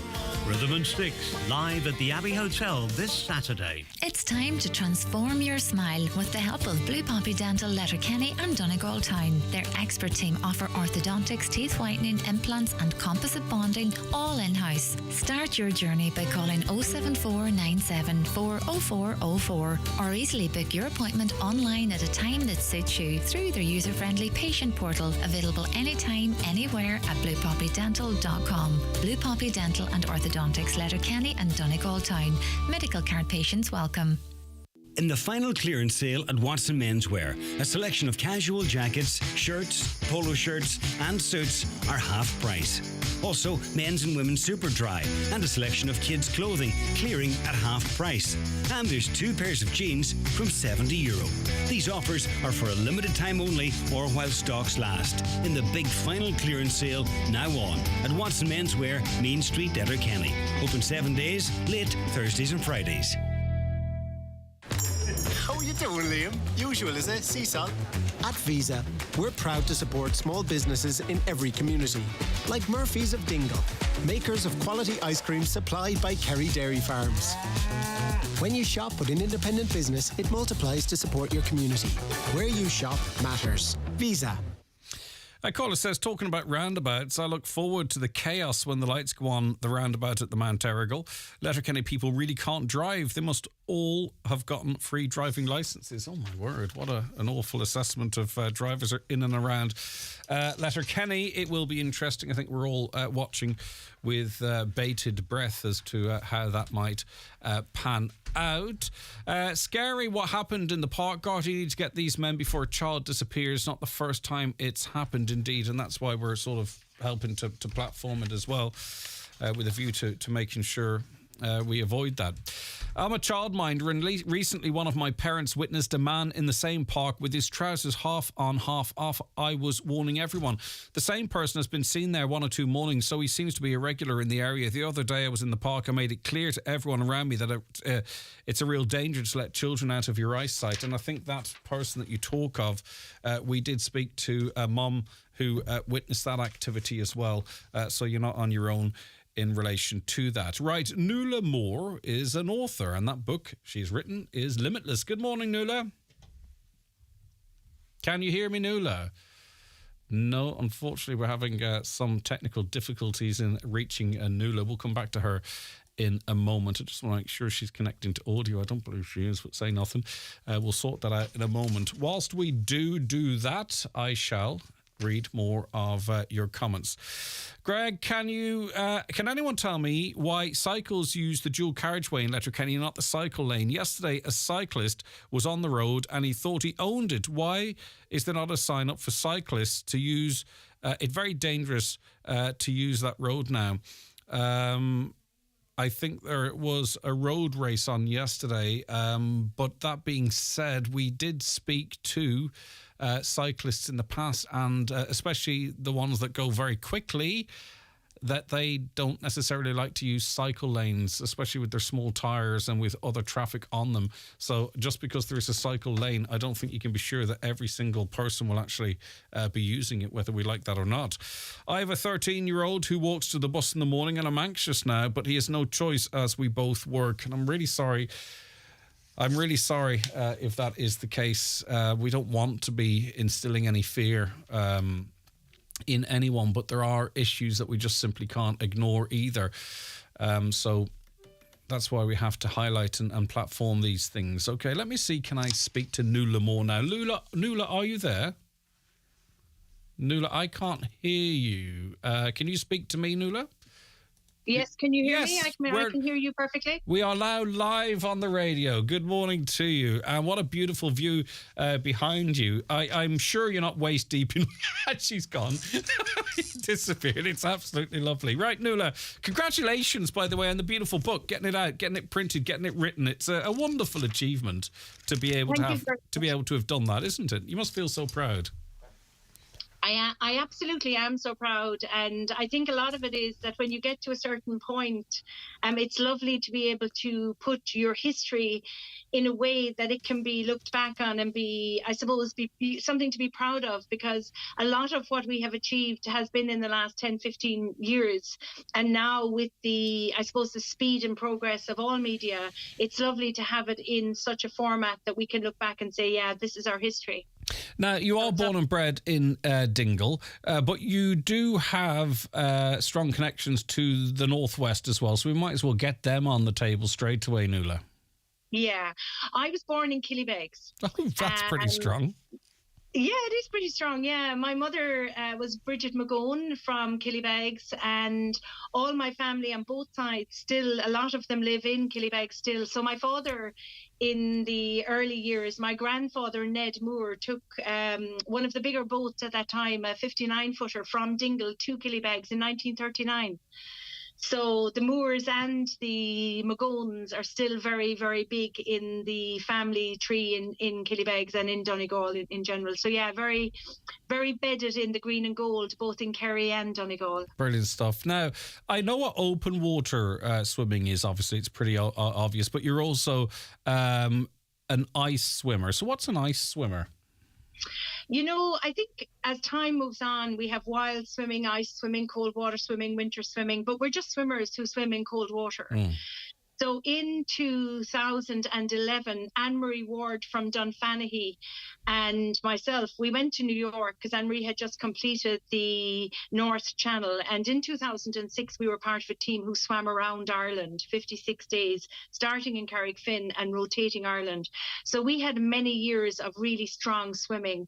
We ended up in New York at the World Open Water Swimming Association Conference, where Anne-Marie was awarded World Open Water Swimmer of the Year. We met up with Rambar Kai.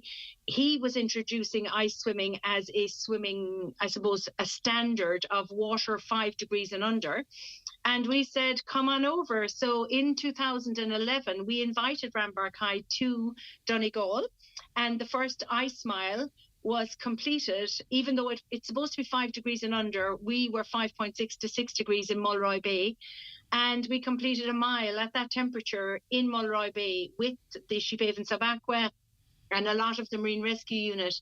So we brought ice swimming through Mulroy Bay in Donegal to Ireland back at that time, 12 years ago. And really, it's all open water swimming then, but there are just, it's different challenges within that, and we see that in other sports as well. And your love of the water goes back to your dad, as you mentioned, and jumping off his fishing boat. Talk to us a little bit about that. You know, as children, I think when you grow up, the sea is a way of life. You know, for us, any of the coastal communities, and I think it would be the same for any of the areas around Donegal where you are there, it's like the sea is a way of life. Going to the beach is a way of life. You get up and the sea is in your blood. For us, we were very lucky that on a Sunday, my father would take us out, throw us in, and we would swim to shore. And that wouldn't have been an uncommon thing at that time. I think what's very interesting is when you look back at that, like from a very young age, we were risk assessing. We were jumping off piers, and your primary goal was always trying to figure out how you get out. And I suppose your greatest fear is that your parents would catch you, or you get given out to. So I think from a very young age, from maybe 6, 7, 8 and 9, we were swimming in water that now would be deemed to be quite, I suppose, challenging. But for us, it was a rite of passage. So the skills I think I learned at that young age, swimming from an area of Slaughdean around to Beanbawn, navigating around by a lighthouse would be probably unheard of for children now. But that was what we did as a very young group of people. Amazing stuff. What is the character trait that you have that is most critical to be able to achieve what you can achieve? I think one of the interesting quotes that I use in the book is, when you're picking your team, you can teach skills, but you can't teach character. And that's an interesting question. And thank you for asking it. I think characteristics, my father always said, you never take your eye off the sea. It'll take you tomorrow. It can take you tomorrow. And there's a beautiful quote in the book from a man that he's a Pat Connor Balago, and it's, and I'm going to say this in Irish, Ní curan ariga ahana éna riamh, má sé de céad lá é ná de bhíle lá, má thugann tú seanstí tógach sí hu, ní le drovéin ach sinné é dhéanann sí. So it's really about the fact that if we give the sea the chance, it will take us, and it's not out of badness. It's just what she does.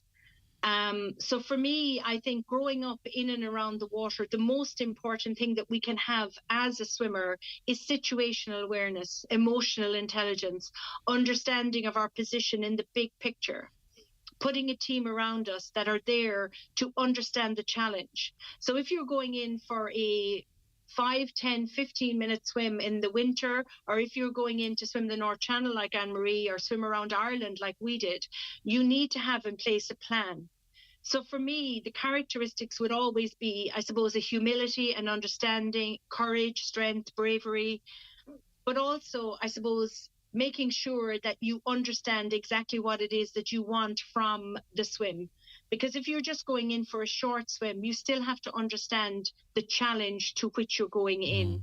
So there's a lot of characteristics, but I think the most important thing is an understanding, honesty and humility. Yeah, and our dad always advised us, because we were raised by the sea as well, to respect the sea, which I think is a catch-all for an awful lot of what you've been talking about. Respect its power, respect its whims, and what have you. So in terms of the book, it's obviously it's going to focus on some of your swims and where you were at, both physically, geographically and mentally, I presume as well. But it's like, you're like all of us. Life changes, doesn't it? I mean, we think we're in a period of our life where everything seems grand, or we can manage everything that we're dealing with, and then things change in our life, and it's often as we get older, and then we sort of have to start reassessing and refocusing. Did that happen with you a little bit I mean, obviously it does for everyone, Nuala, but just in terms of what you wanted to achieve, where you're at, and then we all get chucked this curveball at some point or other? I think that is the curve of the book, and thank you for asking that.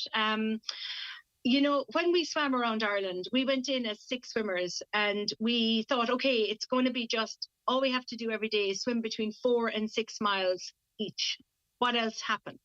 But then as we turned the north coast, came down the east coast, and then headed west, you're backing up this back-to-back immersions, you're putting in this whole picture of, this is not just about the swim. And the courage and bravery it took to finish that swim by using 28 miles to get up the west coast. It became about buying into a common objective. It became about working with teams. It became about trust. When we finished that swim, unprecedented in the world of that type of an immersion, walking away from something that big, you redefine your relationship with achievement and sacrifice. Like, who gives up months of their lives for very little recognition? So the whole arc of recognition, achievement, value, balance, sacrifice was shifting tectonic plates in my life. And I know it was in the team as well.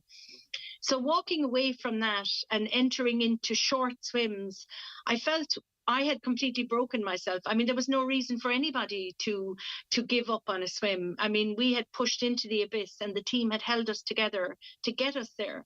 So what I had broken within myself was my relationship with sacrifice and value. Like, I mean, if I give up this, what do I get? And then as time passed, and, I did a lot of other big swims. I set up swims in the area. I just wanted other people to experience what we were experiencing, that sense of power and amazing courage. But then I fell out of love of marathon swimming, because, like, where was the value coming from? If you give up 6-7 hours, what do you get? And for me, my value shifted in that I wanted to feed my spirit. I wanted to get more for me. And I think we do have a very strange relationship with recognition and achievement. So my journey going into the ice was to be pushed back. There was something so exciting about not being able to do something. And when you go into the very cold water, and I'm sure a lot of people now are experiencing that, that cold shock, it forces your mind to readdress your breathing. And for a lot of people, it's a breathing thing. For me, it was a challenge. So when I was pushed back, I loved having to push forward and train for what stopped me. And then the ice was a short swim. So in my life curve, I then hit all of these kind of like walls. Where do I find value? Where do I find achievement? Like, what keeps me honest? Because I was able to train at about 70% and rock up and do a 6-hour swim. But I felt I was hoodwinking myself. Mm-hmm. Yeah, and whilst you're tossing and turning with all of those challenges and taking them on, and introspective and all that type of stuff, then obviously there are other people that you have to give of your time as well, and obviously you became a carer then for your father. So how does that? I mean, obviously it's a lovely thing to be able to do. But then it sort of does throw a spanner in the work of maybe what you want to do, if that makes sense. So was it hard to strike a balance there? Because it's a very difficult time of your life in any case. Yeah, but I think caring for people's parents, caring for my father and caring for people's, when you're caring for your children, caring for that's an arc of life. Yeah. And I suppose for me, like I do talk about it in the book because like I was faced with a challenge. I didn't have time, but I still wanted to find greatness within myself. And, for me, the ice was such an easy thing to control. People thought, used to say to me, like, how do you do what you do? How do you put yourself into freezing environments? And I would say, well, do you want to meet my daddy? And I think if we can just find an avenue where you can achieve some level of progress in chaos. My life shifted in its balance, but in that balance, I was able to sit myself down and say, well, if you can just do this, and find achievement within that. Because I think we can't go through 15, 20 years of our lives and not have highs and lows. We all hit troughs where balance isn't there. We don't run out, like we all run out of brownie points at some point. Yeah. Now, yours is a remarkable story that, and you've lived a life that many won't be able to live. But your story in your book is like a really good song. It's relatable, and in different ways, we all kind of go through the same stuff. Yours is very extreme. Yours is about endurance. Yours is about, battling and what have you. But other people it's all relative, isn't it? And I presume people will be able to, wonder at what you've achieved, but also relate to your life journey that we've been talking about for the last little while. And I think it's interesting because for me, like going south of Cape Horn and letting go in the Bering Strait, like it's about control. Like it takes an awful lot to trust yourself and it takes an awful lot to let go. So when like I was on the southern tip of Cape Horn, 100 nautical miles south of the mainland of South America, like letting go of that boat and trusting myself and my team were the hardest things to do, because the reality of the situation is, what if they lose me? But at times the reality is, what if I lose myself? And I think everybody has that opportunity to let go and take control of their lives. And you don't have to go to those extremes. For me, the hardest thing at times was turning the key in my door and going home. Yeah. And facing my reality. So I think everybody has their own Mount Everest and everybody has their own extreme. And I think it's very important that we acknowledge and respect that within everybody. Yeah, for sure. And if you've achieved the remarkable as part of a team, are you a good team player though? Or can you actually work in a team, but are you a good team player? You know what? I hope you don't get any texts in on this now. I would like to think I am. I think there's different types of teams. There's the teams you set up for yourself, and then there's the teams you become part of. That's it. The second I'm talking of here. Yeah, I would think so. I would think I'm very emotionally intelligent and situational awareness. Brilliant. What I loved about team is the person I became in those teams. For me, was amazing. I was invited recently to Carton House to speak to the Irish rugby team before they left for France. And I think, that's testament really to where other people view me. I would like to think so. But I think it's a brilliant compliment, that actually, isn't it? It's a great you talked about recognition and why you do things. I mean, that is astonishing, really. That's an amazing invite to receive. It was, and I remember standing in front of the team and talking about the fact that we're all on the cusp of greatness. And I know that might sound like such a coin of phrase, but unless you keep pushing, I'm not talking about greatness in other people's opinions, but it's trying to get the best version of you. Because when you're in a team environment where everybody's working, and it was like when we were heading up the West Coast, we had, Brendan Proctor, Derek Flanagan, we had all of these amazing Sheep Havens of Aqua Club. They were working so hard to keep us strong so that we could achieve. And that's what teams do. They keep your perimeter clear, find progress in the clutter, but make you the best version of yourself in those environments. So I would like to think that I am a very good team player. Very good. And obviously, in someone reading this book, you hope that they enjoy it, that they love the story, that they go on your adventures with you, that they understand what you went through and the remarkable things that you've achieved and experience that you've had. But what else do you want the reader to come away with? Do you want them to see the potential within them? Do you want them to set new goals? Do you want them to feel inspired? Is that important to you? Or if it happens, all well and good? I suppose in writing it, one of my greatest focuses was I wanted to leave my legacy in print, because I feel we drift into the grey of today's world. I would really genuinely love if my family, my nieces, my nephews, wouldn't have seen the crazy, but in particular see the strength, the courage it takes to let go, and the commitment it takes to be the person that you want to be within yourself. And I don't think we give ourselves enough credit for the journey. It's not always about the outcome. It's what you give up to be who you want to be. And I think what I would love people to see in the book is the fact that we're all human. Like, we all break, we rebuild, we break. I used to sit at home with a cup of tea and the cup of tea and the pen and paper and try and train for what stops me. Yeah. And I was very lucky as a child growing up. Like, we were exposed to the risks of the sea. So risk assessing my entire life was part of my journey. But I would like people to understand that putting people around you whose focus is to try and help you navigate out of chaos. Because if you put yourself in the Bering Strait or off Sline Head or in the middle of Donegal Bay, you don't see chaos, you rotate your arms, but the team find progress. And if all we can do at times is try and keep our perimeter clear and allow the people around us to navigate us out of a storm. And one of my father's great sentences was that no storm can hit you on four sides.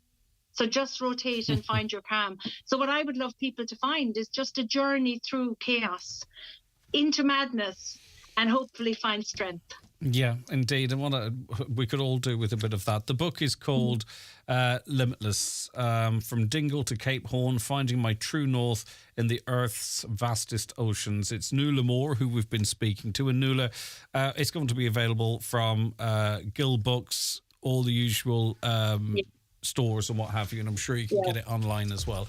All right. Please go ahead. On Saturday evening, I will be in Arnold's in Dunfanaghy, and from 6:30 to 8:30, we're just going to be celebrating the Round Ireland in particular. It's been a challenging few years, and I know people are going to get together. I'm going to be doing a little presentation, and Marie Ward is going to be there, and we're going to be sharing some of our journeys with a lot of the team. And then between 3:30 and 5 o'clock in McAuliffe's in Dunfanaghy, I'll be doing a book signing if anybody's interested. And I'm sure they will be. Nuala, congratulations on the brilliant piece of work, and it's written on some brilliant achievements in life as well. Thank you so much for your time. I really do appreciate it. That is Nuala Moore, author of her new book, Limitless. The 9 till noon show is brought to you by Letterkenny Credit Union, offering low-rate car loans with fast approval. Apply online at letterkennycu.ie or in office today. It's the great autumn of savings at SuperValue, with over 1,000 price cuts on all the big brands you love, like Domestos Bleach 750ml was $2.20, now $1.75. Johnson's Cotton Buds 100 piece was $1.27, now 95 cents. And money off vouchers every week on the app too. So pop in for great savings in store or online this autumn at SuperValue. Fancy a game of bingo? Play at Strand Bingo, Strand Road, open 7 days a week. Free bus every Tuesday from Letterkenny, stopping at Manor Cunningham, Newton Cunningham and Killay. Contact Marley Coaches for more information. Play Tuesdays from just £5 for 6 chances to win £300 with free food available. Check out boyledbingoclub.com or download our app for more info. At Hickey, Clark and Langan Insurance Brokers, they compare quotes from all the leading insurers, so you get a great price. Home, motor and van, farm, holiday home, travel and liability insurance, they quote them all. So if the worst happens, you're covered. For a competitive insurance quote today, call Hickey, Clark and Langan on 9126688 or pop into their office at Ballymacool, Letterkenny. Hickey, Clark and Langan General Insurances Limited, trading as Hickey, Clark and Langan, is regulated by the Central Bank of Ireland. Tickets! Get your tickets! Arsenal, Chelsea, Leeds, Liverpool, Manchester United, Spurs and more. Home games and all the goals scored. Don't be shy, it only takes a minute to win it.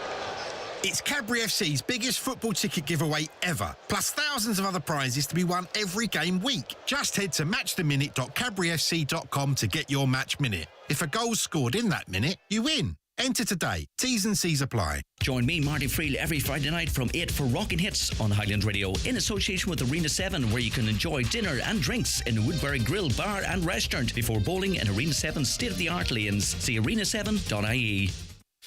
Okay, you're very welcome back to the programme. We're joined in studio now by Letterkenny businessman, owner of Watson's Hire Letterkenny, John Watson. Thanks for joining us, John. Thank you, Greg. Good morning. And helping us to get the message out there. Because you, and as it turns out, a number of businesses were targeted by an organised gang or an organised group of individuals anyway. I suppose talk us through what you experienced. Well, it seems so. There was a gang or a group, as you say, in town on Saturday morning, and I got a phone call from my son Owen that there had been 3 people in the shop, and they had taken a substantial amount of stock and left in a grey car. Now the 2 gentlemen in question left the shop and drove off, and they left the lady behind. Right. She stayed in the shop 5 minutes after, and then they picked her up. But when I went and done some homework, it seems that Euronics in town had been hit as well, and Smith's Toy Store had been hit. Fairly well organised. Came into the shop, we could see CCTV obviously, and they browsed around. Just don't want to very suspicious looking obviously, but they browsed around and picked up 2 items, just walked it out when the shop was very busy. Yeah. They seemed to realise all the staff were tied up and just walked it out. Yeah, and it's brazen, and I suppose in retrospect it looks a bit dodge on CCTV, but in that moment it's, you know, everything's just going on. What kind of stuff did they take? Was it big goods? Or? Well, in our shop they took Milwaukee power tools. They targeted the Milwaukee tools, so they took a twin pack toolkit and a gas nail gun, or battery nail gun. Yeah. Milwaukee nail gun. Value was €1,500. My God. So they seemed to know what they were looking for. High-end items. High-end items. High-value items. And brazen, as you like. Picked them up, walked out the door. Picked them up and walked around the store for 4 or 5 minutes in their hand, as if they were browsing. Right. And they know what they're doing. They obviously know what they're doing. And the girl in question tied a staff member up, asking them questions about a product. So they seemed to realise then that the staff were all busy. Did you get the impression they were local people from outside the county? They weren't from Donegal, anyway. Okay. Yeah, definitely not. Did they speak with foreign accents, Irish accents? I was talking to another shopkeeper, and he seemed to think that the girl in question had an Irish accent. Okay. Now, if you go on my Facebook page, obviously the photographs are there and the car reg is there and everything's there. And it just turned out now the car is for sale in Limerick the minute. It's up for sale on Facebook Marketplace. Okay. Yeah, right. So they went to you. They were obviously on a spree. Then they went to Ben Sweeney's, Smith Toys. Do we know in your conversations with them what kind of items were taken from there? I believe in Euronics they took 2 high-end vacuum cleaners, Dyson vacuum cleaners. Wow. They are expensive. They are. Because they're €1,000 there. High quality, yep. So they, from what I can gather, they hit Smith's Toys first, the retail park first. Yeah. Then the timeline, they seemed to have hit Ben Sweeney's, and then they came to us then. So I would encourage people this morning to check their CCTV between 11 and 12. The photographs from my Facebook page, I would nearly guarantee we weren't only 3 shops hit. You know, if they came to town on a spree, they've hit more than 3 shops. And I wonder why the woman was left behind. I don't know. Maybe she's just maybe she's a decoy, or maybe she's a set of eyes or ears. It's obviously something they've worked through here and know exactly what's going on. And your warning is that we know Smith's, Ben Sweeney's, your place was hit, but it's possible with the way they operate that no one's done a stock take since or doesn't realise that something is missing. That's well worth checking the floor. I would just, if you've got CCTV scan, so your CCTV between 11 and 12 on Saturday morning, the photographs that people are on my website or my Facebook page. How clear are they? They're very clear. Right. If you knew them, you'd know them. Put it like that. Okay. The girl seems to be pregnant. She's wearing glasses, dark hair, Nike top, black top. The two guys are very distinctive. The two baseball caps. But like yourself, wee goatee beards and and glasses. So they are. Well, I was in bed. You were in bed. Lucky enough. They are distinctive. Yeah, but we can't rule out the fact that if they are operating like they are operating, that they've disguised themselves in some way or other. Because we could be looking for a pregnant woman could have a cushion up her top or something. I'm not saying. We've got CCTV from a shop in Banton 2 weeks ago that they've done the same thing. Okay. Same girls, same two fellas, same car, and they were in Dundalk last week. So it's very unlikely they're around Donegal at the moment. They come in and go out. We can't rule it out. We can't rule it out, but the shop in Banton was 2 weeks ago. The shop in Dundalk was last week, and this week is us. Gardaí are on it, and it'll be sent out the pulse system nationally as well, of course. I think really the most we can achieve, I mean, if anyone has any information, of course, please get in touch, but is to warn other businesses in and around Letterkenny, not exclusively Letterkenny, to check the CCTV, check your stock, and make sure you're not down items yourself. That's right. I'll check anywhere in any of the big towns, Ballafay, Donegal town. I'm sure they come through all these towns. All right. Okay. Anything the public can help you with? Obviously, go on your Facebook, see if they recognise anyone there. If they know the name, pass the guards, or send it ourselves, we'll pass the guards. All right. Okay. Big hit. I mean, we're heading towards 10K of what we know. That's right. This is not insignificant. This is huge. It's not. Right. Okay. Anything else you want to add, John? Not at all, Greg. Just if the public could say, keep an eye now, and I'll encourage all businesses between now and Christmas just to be vigilant. Check your CCTV between 11 and 12 on Saturday, and the photographs are on my Facebook page. Okay. Right, we'll check that out. Thanks very much. Thanks. John Watson, owner of Watson Hire. With all the stories that matter across the Northwest, it's Greg Hughes on the 9 to Noon Show on Highland Radio. The 9 till Noon Show is brought to you by Letterkenny Credit Union, with monster loans available up to €60,000 for all occasions. Visit letterkennycu.ie. Pour Corsica in Cork. Bring Burgundy to Blackrock. The Taste of France is in store at M&S with 20% off our whole range of incredible French wines. This is not just wine. This is M&S French wine. Over 18s only, subject to availability. T's and C's apply. Please drink responsibly. Sometimes it's just bad luck, but sometimes it's negligence. From minor bumps to life-changing injury, every accident has a story. Time to call McElhenney and Associates. They'll assess the situation, advise on solutions, and lead the way if any litigation is to follow. From motor accidents and workplace accidents to slips, trips and falls, call today on 074 917 5989 or find us online. Let's get you started on the road to recovery. McElhenney and Associates Solicitors, Stranorlar. How can we help? In contentious business, a solicitor may not calculate fees or other charges as a percentage or proportion of any award or settlement. Is the appearance of your staff important to your business? It's the first point of contact for customers when entering your premises. At C&M Embroidery in Letterkenny, they have a huge range of clothing covering all areas of the workplace. It's widely known that customers warm to and trust employees that present themselves well. Have your company name embroidered or printed on all your work uniforms. Contact C&M Embroidery on 07491 28097 and get your staff looking their best. Hi, Paddy here at Shane Conley Cars in Donegal Town. Are you looking to upgrade your car? With Shane Conley Cars, you'll find makes and models for every budget. Great finance options, and we also accept trade-ins. Check out ShaneConleyCars.com or call in to us at Shane Conley Cars from Lonaher Road, Donegal Town. Hi folks, Paul McDevitt here, inviting you to join myself and Jimmy Stafford this Monday night for another edition of the Monday Night Sessions. On the show this week, we welcome Derry songwriter and producer Eamon Cairn. Joe Gibson from Sailor Bill will be joining us ahead of his up-and-coming concert in the Ballard Theatre. Anne-Marie Devine will also be joining us to tell us all about the up-and-coming Johnny Crampsey weekend in the Alley Theatre in Strabane. So, that's the Monday Night Sessions this Monday night between 8 p.m. and 10 p.m. right here on Highland Radio.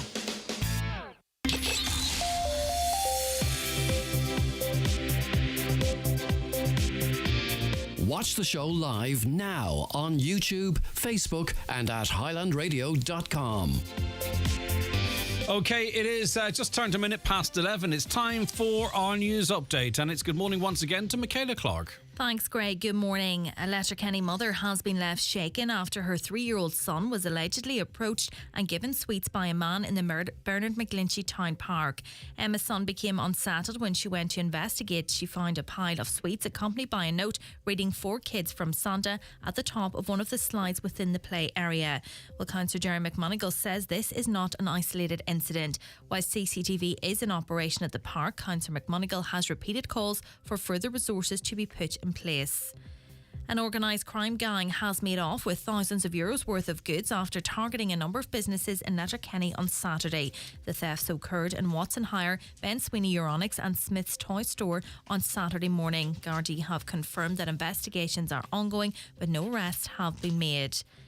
Investigations are underway in Derry after a man was shot last night. Shortly before 11:15, police received a report that the man, aged in his 20s, had been shot in both legs and was found in the vicinity of Marinas Park. Detective Sergeant Ballantyne says 2 masked men are reported to have been involved in the attack. There's calls for a Victims Commissioner to support people affected by the Troubles. A survey by the Commission for Victims and Survivors in Northern Ireland shows 1 in 10 people in the Republic of Ireland could call themselves a victim of conflict in the north. 4% of those living south of the border have been bereaved as a result of the Troubles, while 7% say they were present at or witnessed a Troubles-related incident. The Minister of State for Children, Equality, Disability, Integration and Youth says she is aware that there are significant staffing gaps across 3 children's development network teams in Donegal. Minister Anne Rabbitte recently visited the county to discuss various challenges in the area. Long-awaited works have finally commenced on Dunfanaghy's new health centre. The €2.5 million development was due to be completed in 2020, but has faced many delays throughout the years, with planning permission granted in 2019. And to mark World Patient Safety Day, Letterkenny University Hospital has developed an initiative to help patients become active partners in their own healthcare. The Quality and Patient Safety team at the hospital has produced a bedside resource which gives patients access to information about how to stay well, how to give feedback about their care, and how to get involved as a patient experience volunteer at the hospital. Those are the latest headlines. We'll be back with an update again at 12 noon. All right, thank you very much, Michaela. I want to say good morning to Audrey, Anne, Rosemary, Michael, Marie, Annie, Ursula, Beth, Bernie, Anne, Dolly, Molly, Marie, Charlie, all watching across our social medias. Great to have you on board watching the show as well as listening wherever you are today. YouTube, Highland Radio Ireland, and you'll be able to see Brendan Devaney talking about sport, GEA more specifically, next.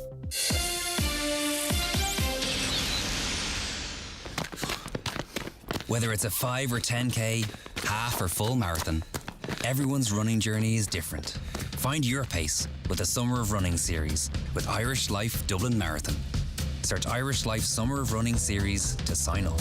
A better life with Irish Life. Okay. The DL debate broadcast this evening from 7 p.m. Its host is Brendan Devaney, and he joins us on the show again. Good Monday morning to you, Bren. How are you getting on? The very best, Greg. Yeah, fresh. Yourself, I hear you were out doing 5K runs. That was nonsense in my head. That's the only place I ran. I have a pair of runners in the boot of the car, which I got for running. I have them about a year. I've never put them on, but I'm going to change. This is it. I'm now heading into the winter, Brendan. I'm going to do something. I don't know what it is. What about that Wim Hof guy with the breathing? You could do that even in the morning, come on, really pumped up. I don't know. I want to do something really that tightens my stomach. Don't eat as much. Is it that easy? Well, I remember in the gym years ago, and there was a older guy in there, and he was in great shape. I'm always looking for advice off people, So I was on about doing sit-ups and getting the core and all that. He said to me, abs are made in the kitchen, my friend. I like it. I'll never forget that. Right, so takeaways, I have to stop that, do I? Bread, well, listen, you never go too hard, Greg. Is there an alternative to white bread? It's so bloody delicious, Brendan. I remember speaking to you years ago, and you were on some sort of a mixed bread or something. Do you still what do you eat bread? I'm on the gluten-free, to be honest, Greg. I try and just take a wee bit of bread. Yeah, 100% wholemeal if you have to eat the ordinary pan. 100%. It's the best thing your body can deal with. I wouldn't be eating anything else, but listen, that's just me. Yeah. Do you run at all now, or? Yeah, I do a bit of training still. Not. I know you're training in the gym and all, but I was just wondering, is it mainly weights and stuff, or do you do running or treadmill or anything like that? Not just swimming. I think now, Greg, the main thing is to stay kind of loose, stay a wee bit flexible. As time goes on, I think that's the big thing. I sit a lot when I'm driving and that with my job, so you're always trying to stretch out and open up. I think as long as you kind of feel good about energy, I think that's. Well, I was feeling good, but I was eventually, after years of being afraid to go, went to the doctor, got the ECG, got the blood pressure and all that kind of stuff, and I thought I was doing really well, and I sort of glanced down at my midsection, and I sucked it in a little bit. And he says, you're going to have to do something like that, son. Yeah. Well, listen, I think there's wee ways there to kind of cheat the snacking and just, loads of wee ways there. We out here to kind of stop them munching and late night toasties. See, I am about my weight for my height, right? It's not the eating. I think really I need to up the exercise. Do you know what I'm saying? Like, I don't eat too much, but I have a very sedentary, I think it's called, lifestyle. I need to get off the couch. I think my eating's okay, but I just need to actually start burning some stuff. Well, I think more, Greg, the exercise more better for your body generally, for your head, for your brain. There's definitely a great response to the body. Even outside of that, I would say most of that comes down to diet. It's very hard to train against to burn that amount of calories if you're not eating right. It's more about get the diet right. The training, Greg, will be more just for your general body healthiness and mood and that, I would think. All right, okay. Well, thanks for that. Is that me then? Is that me finished? No, we have to. Well, that's not even why we invited you on. I'm sorry. I just thought whilst we're here, we shall have a chat. Right, you have Barry Meehan and Maureen O'Donnell on for a look back at the club championship at the weekend. Give us a rundown of the runners and riders and what sprang out to you. Yeah, Maureen's on obviously talk about all the championships for the ladies, and once again we have the powerhouses that are Termon and Glenfin in the final. Shadunan's given it their all at the weekend. They're trying to bridge the gap to these two giants of our game, Greg, but they came up short against Glenfin. A great second half, and Karen Guthrie 2-4 as ever. Termon had a big one over St. Knowles. I was just looking, that's 5 finals in a row when you have these two teams playing each other, and even going back in this last 9 years, it's been 7 of the finals as these two teams. So they're really dominating ladies club football. They're two brilliant teams, and it's going to be another fascinating final. We're up to the intermediate finals as well, and the juniors as well. So a lot happening with the ladies football. So it'll be good to talk to Mo as well. And then Barry's going to give us a run across we had a relegation playoff here. Killybegs survived in the senior championship for another year. They beat St. Knowles, their neighbours at the weekend. So St. Knowles now will play the losers of Milford and St. Michael's. We had an interesting one in the Junior A Championship. Greg, you have a couple of teams going to the semi-final at top of the group, and then because of the nature of the teams and that, the numbers, there's like a pre-quarter-final game there, or pre-semi-final game. But they sent Narasa and Neve Connell C team, which is basically their second team. They were both top in the group, and the final game, the game previous to this, Neve Connell were to play Oris, and Oris didn't field. So who was going to top the group? Greg come down then to say head-to-head, and they drew.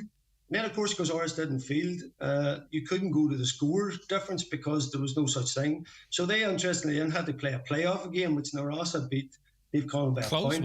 Two points the last minute. So it was a very strange situation to happen, that you would need a playoff game. So it's Neve Alton are playing Neve Patrick Muffin, and Neve Connell now playing Maville to get into that semi-final where Convoy and Narasa are waiting. So plenty to discuss in there with Barry Meehan. And I love the fact that there's a show now that does that right across the spectrum of the sport as well. It gets people on knowing what they're talking about and talks about the ins and outs of it too, which I think is fantastic, and it's what the fans want as well. You also have 92 legend Tony Boyle on. Not, one of the most heard voices of the 92 crew. if I phrase that correctly. Yeah, absolute legend of a man. I can't speak highly of him, and anybody knows him says the same.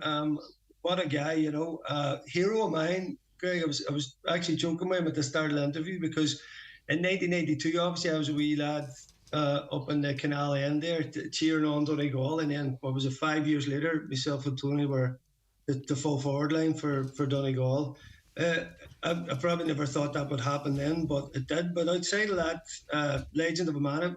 I got this interview after the Dunloe Gweedore game. Myself and Tony and the gang of the Dunloe boys were in the Bridge Bar, and then we got a couple of words, which was good crack. We had a great evening down there in Dunloe. So, listen, always great to talk to Tony. He's huge involvement. Obviously, he's 5 daughters, and they're all playing Gaelic. They're all brilliant players, just like himself. So they're all involved in Dunloe and up through county sides and that. So just caught up with him and we shot the breeze out in the smoking area there. And there's not many sports whereby you can be standing in the stalls or standing in the crowd 1 year, and then a few short years later, shoulder to shoulder with your sporting hero. It's an amazing stuff. So that interview with Tony Boyle, reflection on the men's and women's championship games from the weekend. So that's Barry Meehan, Maureen O'Donnell and Tony Boyle. It's all live just after the 7 p.m. news this evening on Highland Radio. Go ahead, Brent. Yeah, and minors, just Greg as well, I have to mention the minors course. You're 4 masters, right? Yeah, well, no, Need Breach, sorry.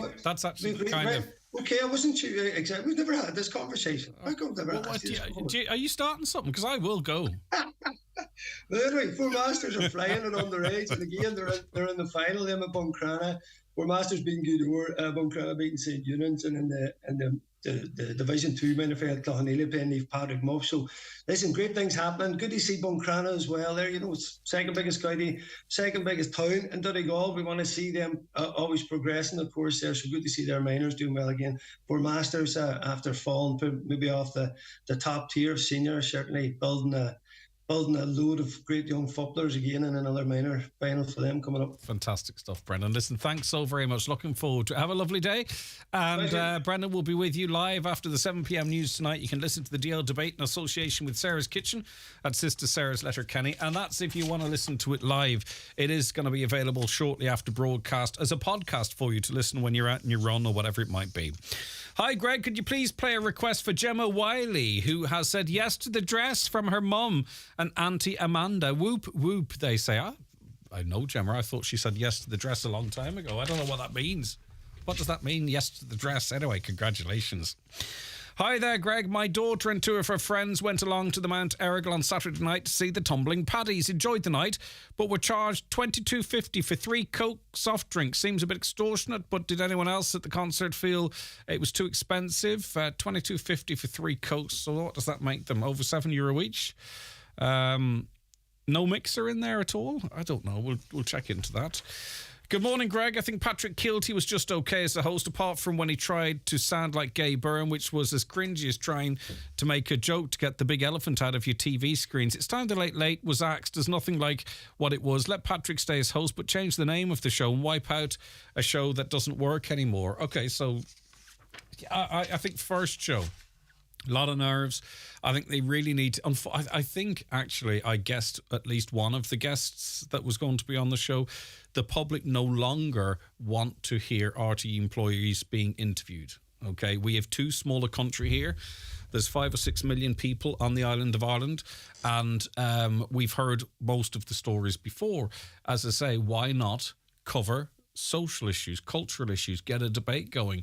I think, or maybe people feel that that's being done now by prime time and late debate or whatever shows might be on. I don't know, because I don't watch RTE, but I did watch on Friday night. So I don't know. It just can't. It's not going to last beyond this season doing what they did on Friday. Patrick, I thought, did really well. A lot of nerves, a lot of pride. I love the Gay Byrne reference, to be honest with you, and I'm in a bit of a cynical old git. But he is going to struggle if they just wheel out the same guests. Another podcast next week, some other Instagram, Lottie Ryan. Do you know what I mean? They're going to have to come up with something else, unless they just say that this is a platform for us to promote other RTE shows. If they say that, that's fine. It'll die or succeed on that. Could you get some of the politicians to come on and explain when can we get approval from Donegal County Council on our Craig Connaught applications? I'm not sure, not familiar with that. I'll check it in. If the cycle lanes were built to the same standard as the roads, then cyclists would use them, as they are full of road debris with ramps on every junction when the cyclist has to yield to every adjoining minor road. But then again, too, would you want to share them with people walking, running, pushing buggies? That's also a problem that comes up. People say, well, I'm doing 40 kilometres per hour down mountain top or in the 4 lanes, 40 kilometres per hour. I don't want to clean someone out of it on the cycle lane. I just think you'll see scooters on them and people out for a casual cycle. Those cycle lanes are not going to be used routinely by semi-pro, not semi-pro, you know what I'm on about, dressed up like they're doing the Tour de France. The new lanes going into Letterkenny are way too narrow. There was no need for the cycle lane to be that wide. Not much space between a van and a lorry or a bus, but whoever designed that needs to go back and have a good look at it. I think they're narrowed on purpose. We have seen that with other road developments. I think it's actually to slow traffic down. I don't think it's not a lack of space.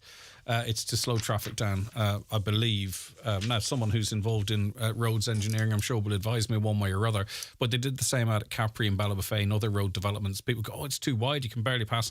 It's by design. It's so that you slow down and keep other road users safe. I'm not saying that's the right thing to do. I'm just saying, as far as I understand, that is why it is done like that. The county's #1 talk show, The 9 till Noon Show on Highland Radio. The 9 till Noon Show with Letterkenny Credit Union. Simplify your debts with a debt consolidation loan from Letterkenny Credit Union. Call us on 074 910 2126 or apply online via our app or in office today.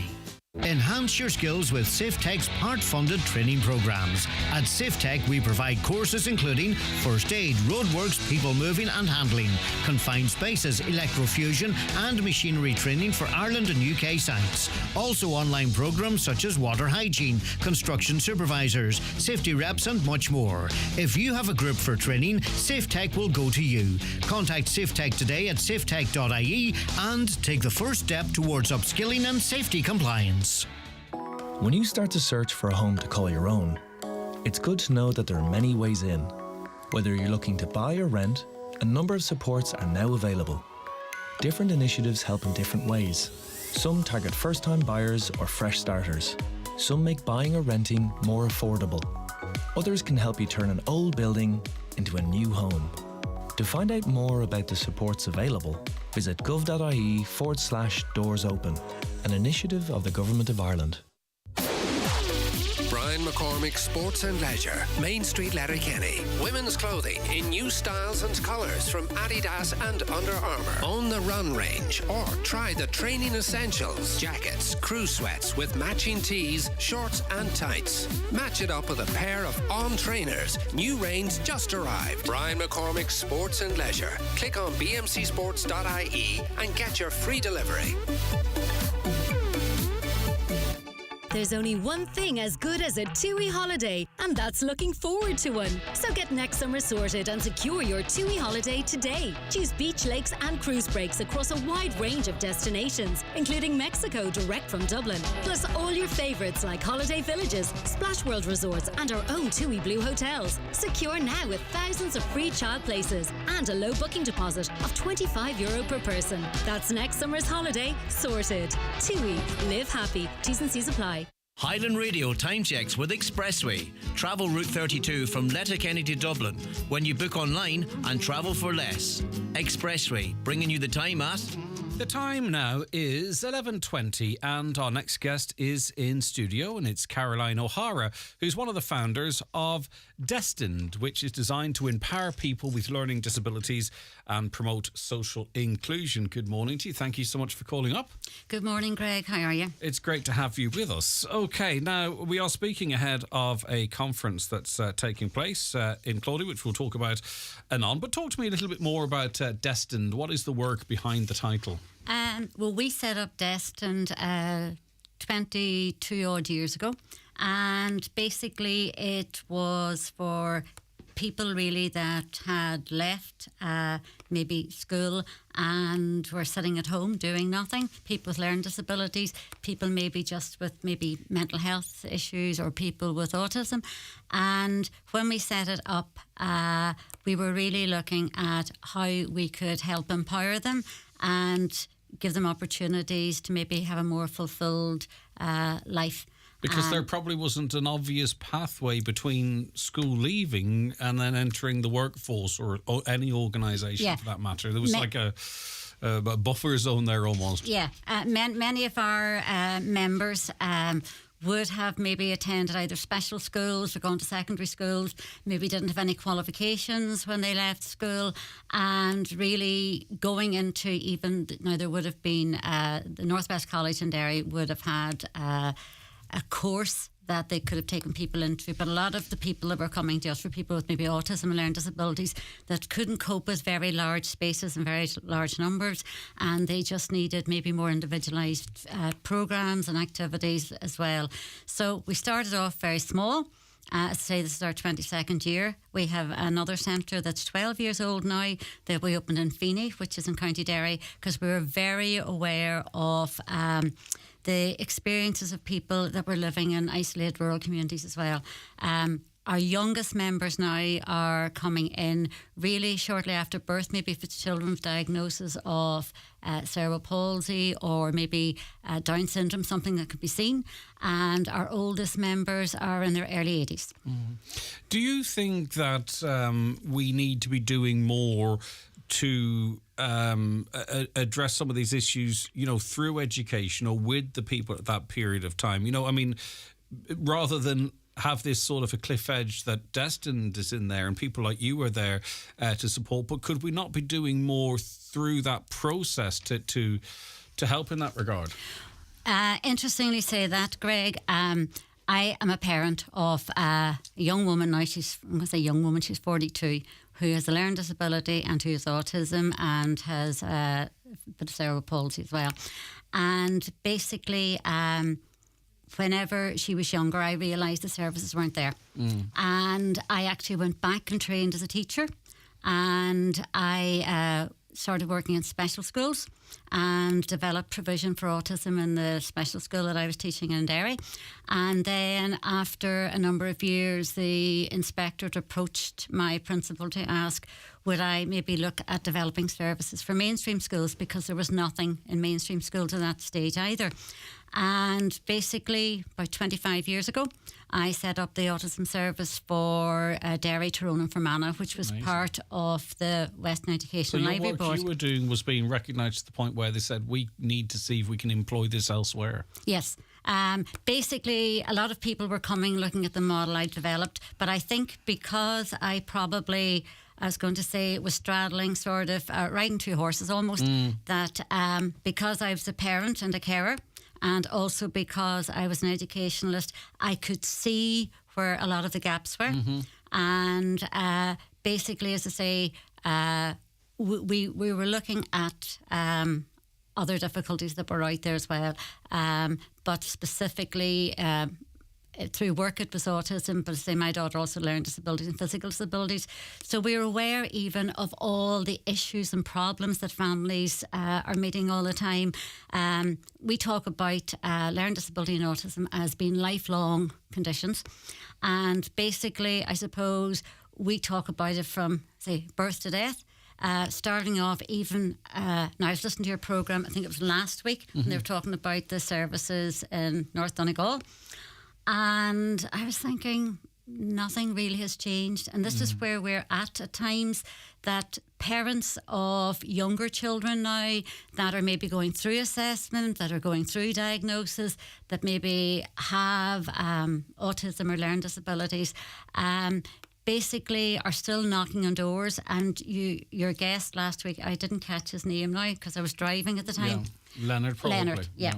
And when Leonard was talking, he was talking about the fact that, parents are maybe all knocking on doors as individuals, and they're being appeased or they're being sort of sidestepped and things to work with them, and he says it needs to be maybe a more concerted approach. Yeah. So when our daughter left special school, and we realised there was nothing really that could have been done for her that was sort of set up and established, we then said, right, we need to look at something. But my husband and I both have skill sets that we're able to do things. So I'm still working, but say we set up Destined, and we said, rather than just help her, we should be helping other people out there as well. So that was why it was set up. And now when we opened the doors, there were people that were coming that had actually were 10 years older than her, that had been to the special school, that remembered her as a little girl. And they were saying, oh, I remember you from the school bus and things. Now, we have a very wide range of abilities and disabilities within Destined as well. It just sounds to me like something that requires, so much work and so many skill sets, because people are different, and it has to adapt and be able to sort of, accommodate everybody. So when you talk about from a very young age, so how, if someone comes to you at 5 or something like that, there, so how does Destined work with them through their schooling and past that and into working life, for an example? Like what kind of involvement might you have? I suppose it's going to say it's interesting because, again, now I've retired. I retired as a teacher 5 years ago and came in then full time to help out with Destined. And basically, I suppose a 5-year-old, we're looking at maybe just first of all where the family lives. Yeah. A lot of the children that are first identified coming to us are attending special schools. So we have developed links with the special schools. Our area covers Limavady up as far as Strabane and into Derry. And again, just through, let's say, my experience of being involved with all the schools, primary, post-primary, nursery, special, people know they can lift the phone and contact us. And maybe then, we'd say, maybe we need to sort of meet with families, or families would like to get in touch. And we explore really what each family's journey is and what their journey is for their child, to see how we can help them. We have an after schools programme which is based in Claudy, which is where the conference is going to be, this conference anyway. And then we do programmes with the schools. So, for example, we talk about inclusion. And it's not just about people with learning disabilities and autism being brought out and being involved with society. It's actually it's a two-way process about people in society coming in and being involved with Destined too and things. So, for example, just after COVID, we've the Railway Museum in Derry, and I'm training up our tour guides to be or some of our members to be tour guides. So we were looking at developing an interpretive centre and looking at exhibitions. So we involved the primary and the secondary and special schools, and we had workshops, and the kids came in and the students came in and got involved with it. And basically we look at the whole social aspect of things.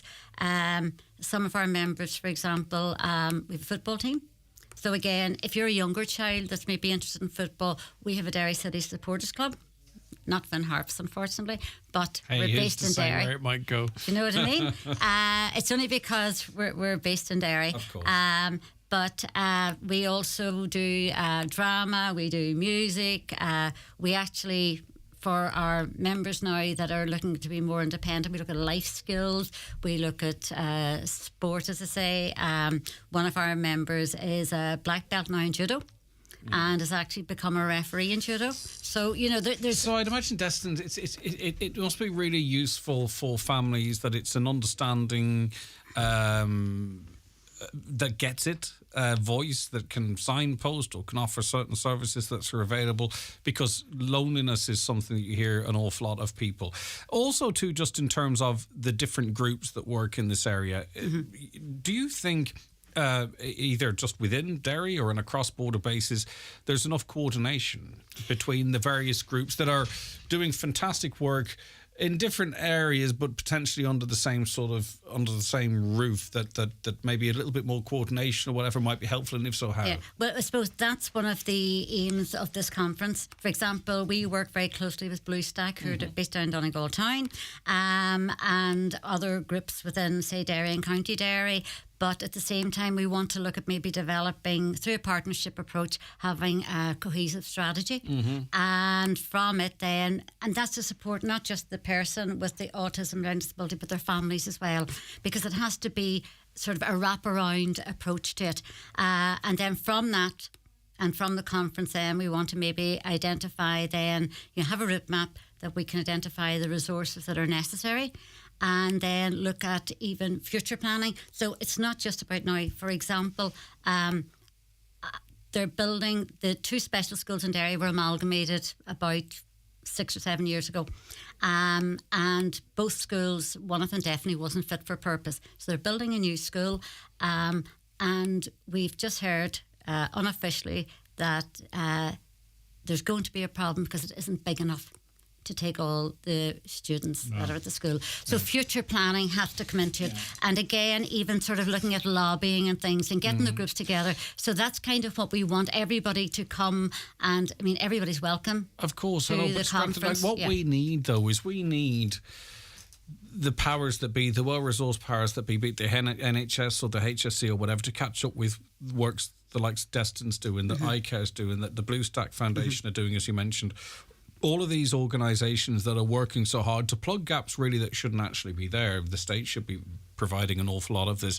But we have a tendency to just throw money at things. We don't want that. We need people to understand the problems in terms of, supports for children, speech and language and all that kind of stuff. We've kind of, over the course of the last 3 weeks, been discussing this, Caroline. We've kind of pretty much figured out what the problem is. Yeah. If you know what I mean. Yeah. Now, what we need is the people that make these decisions to recognise that the parents know best and to sort of start addressing it. And that can supplement and complement and be referred from the kind of works Destined do and the other groups that we're talking of. Well, we would work very closely with the statutory services it is. And we would work again with... Are they responsive? This is in Northern Ireland. Are they responsive? To a certain degree, but again... I'm going to say their hands are tied and things, because now this is what I've discovered. I worked in the statutory sector, and now I've moved into the voluntary sector, and I just know that through the statutory sector, your hands are tied a lot of the time, and you have to pass requests up the line and things, and it has to be discussed and the processes and everything else. And again, we don't have a government in the north at the moment, so it doesn't really matter whose door we're knocking on at the moment. We've got recession, we've got inflation, we've got all kinds of problems out there, but we don't even have a door to knock on to look for money or whatever. But we're saying to people, let's get together, let's identify what the issues are, and then look at how we work together. Now, we're very lucky in Derry that it's like Letterkenny, really. It's quite small, and everybody knows Derry, knows each other, and we can lift the phone and talk to other groups as well.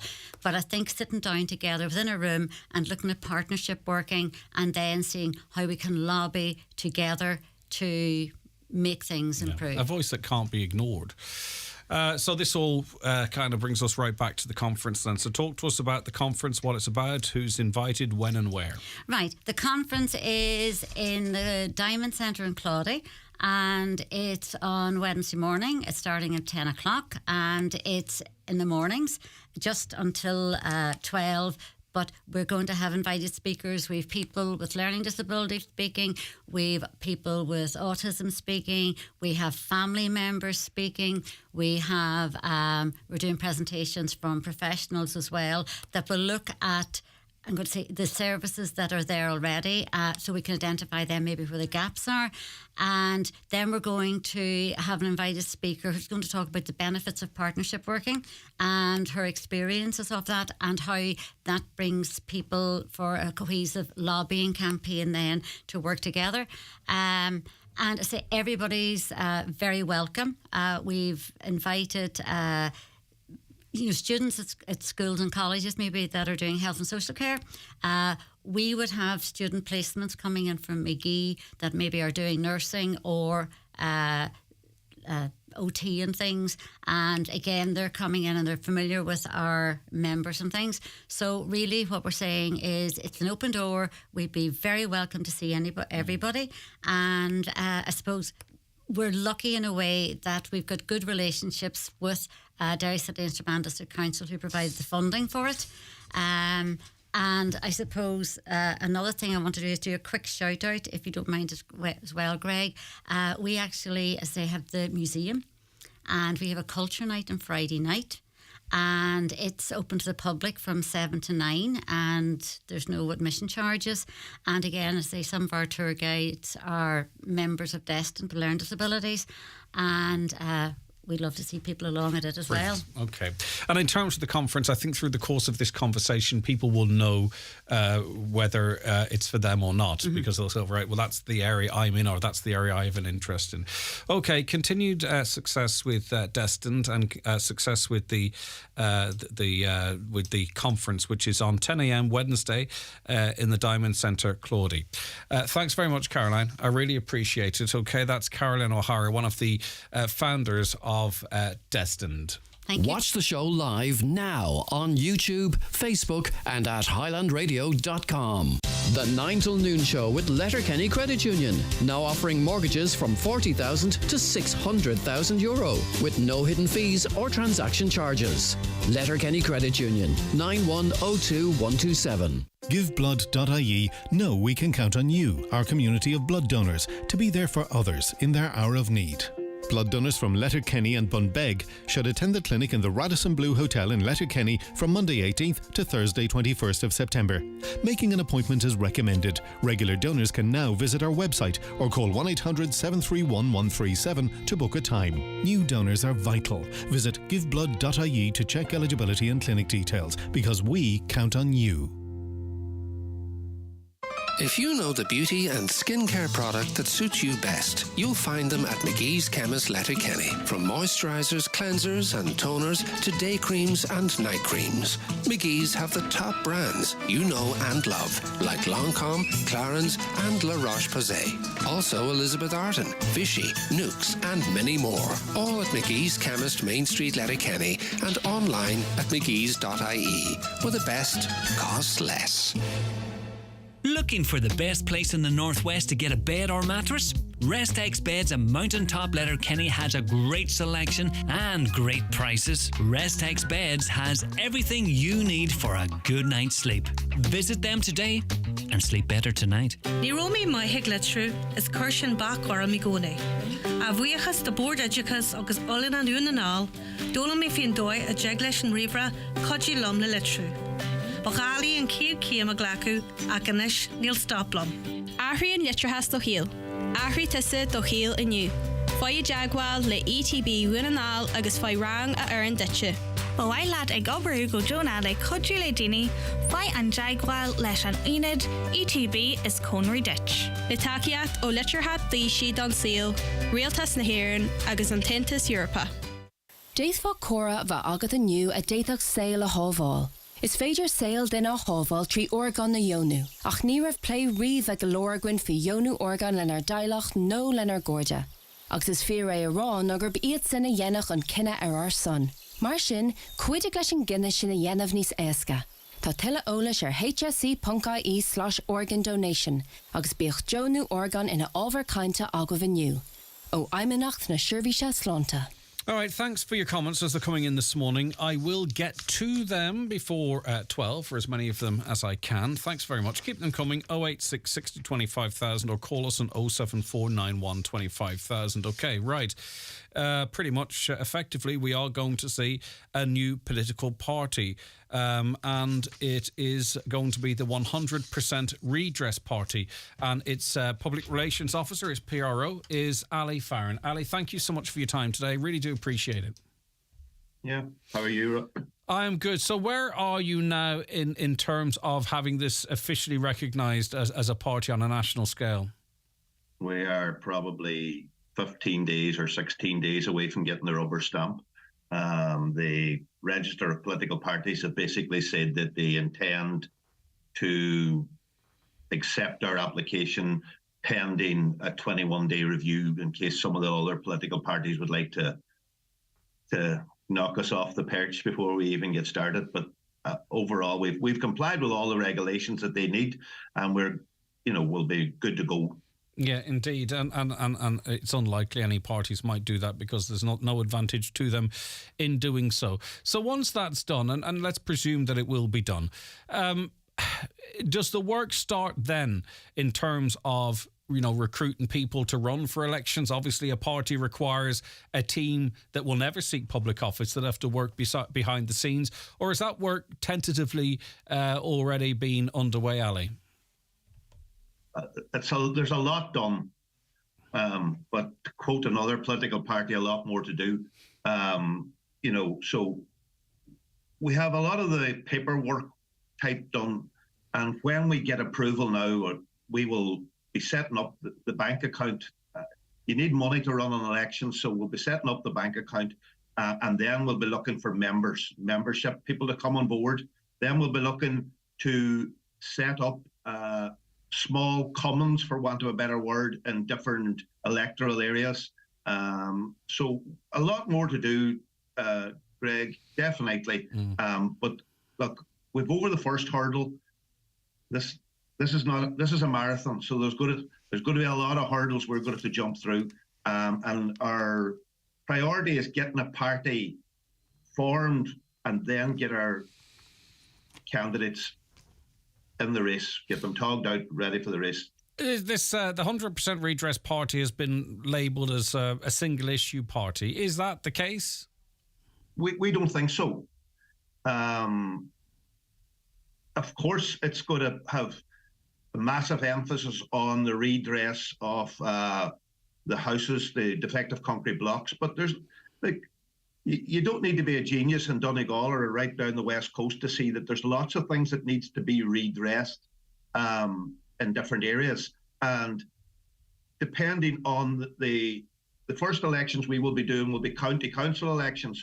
So, there's no point in having a massive memorandum or a bit policy on the health and education, because they're not relative to county council elections.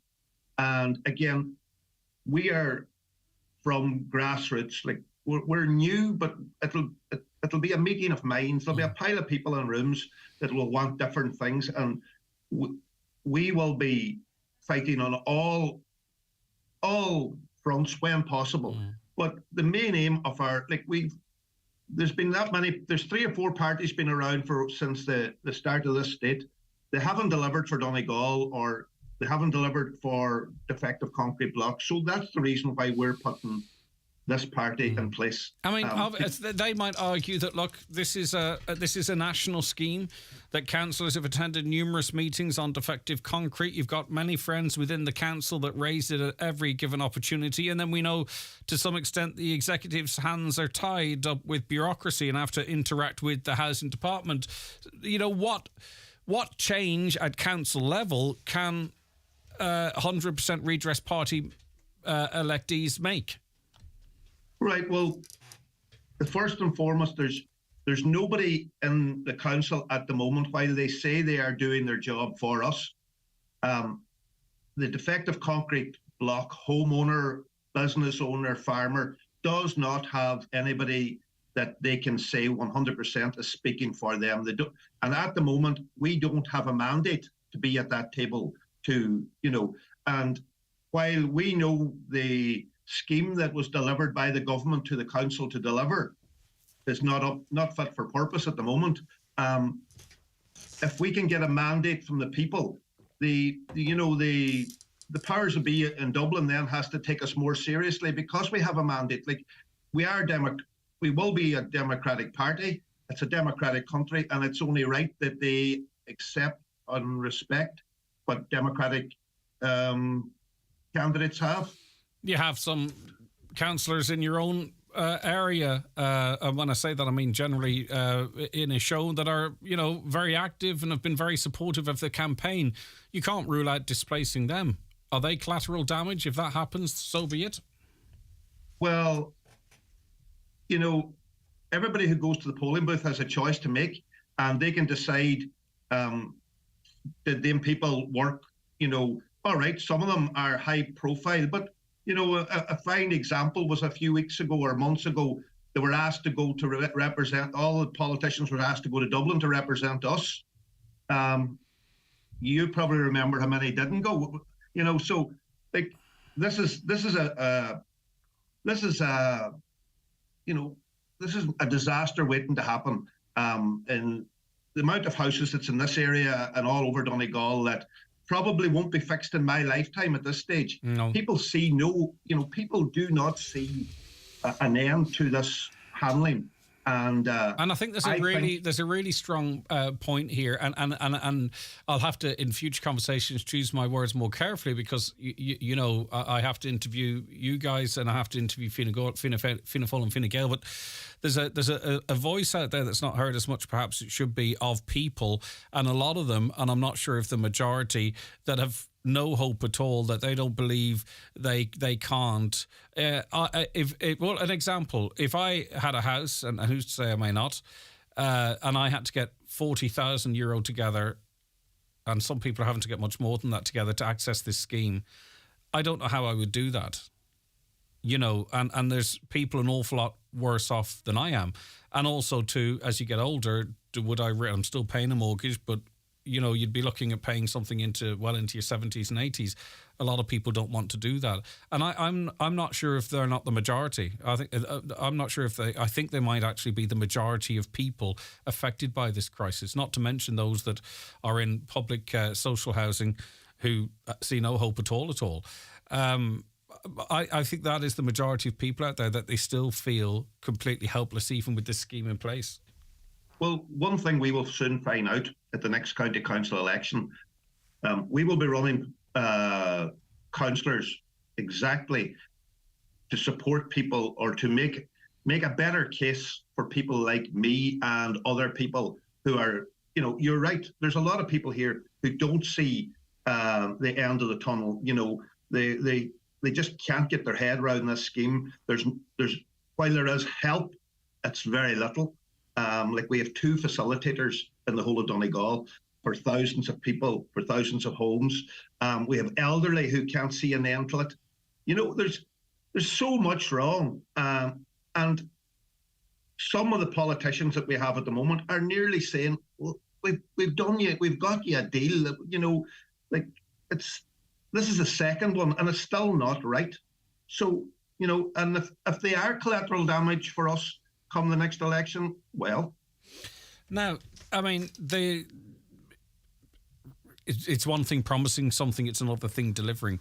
We have Sinn Féin saying they will just make this 100% redress, that there is just no doubt about that. It'll be funded, it'll be budgeted, they'll deliver justice to the people affected by this, they'll go after the banks, they'll go after the insurance companies. It'll all be done as soon as they are in power, and they may well be in power. I take it then that there might be a little bit of cynicism or scepticism, Ali, amongst those affected by this, that a Sinn Féin-led government will deliver as promised, and that you will actually still need people elected to fight this campaign, even if that were the government in place. Yeah, I think so. I think we still need representation. We've had all promises before, and fair enough, Sinn Féin's hasn't been tested yet. But our party, if we get an election, get elected and get a mandate, we will promise. One thing we will promise to try. And sometimes I think some of our politicians are not even trying. We will put people in place, hopefully, that will be shrewd enough, that can, talk and, do it in a way that we need help, and we need it now.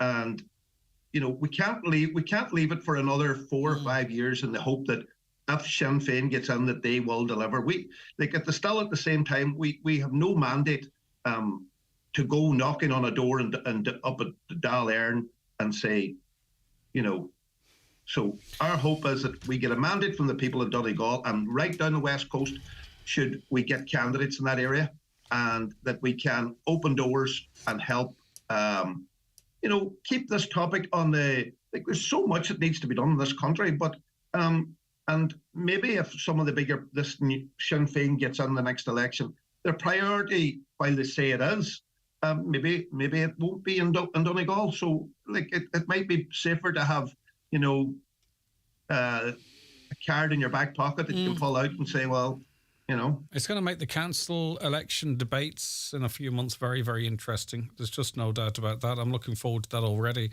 It's a very serious matter, but of course it's just going to make those debates that we'll be hosting here on Highland really interesting, I think. Do you anticipate any defections? Do you anticipate any defections in Inishowen to the 100% Redress party? Not looking for any names or anything, but if any feelers been put out, any white smoke, do you expect? Don't say you're open to it or we'll see or whatever, but do you expect any defections? At the moment, I don't know.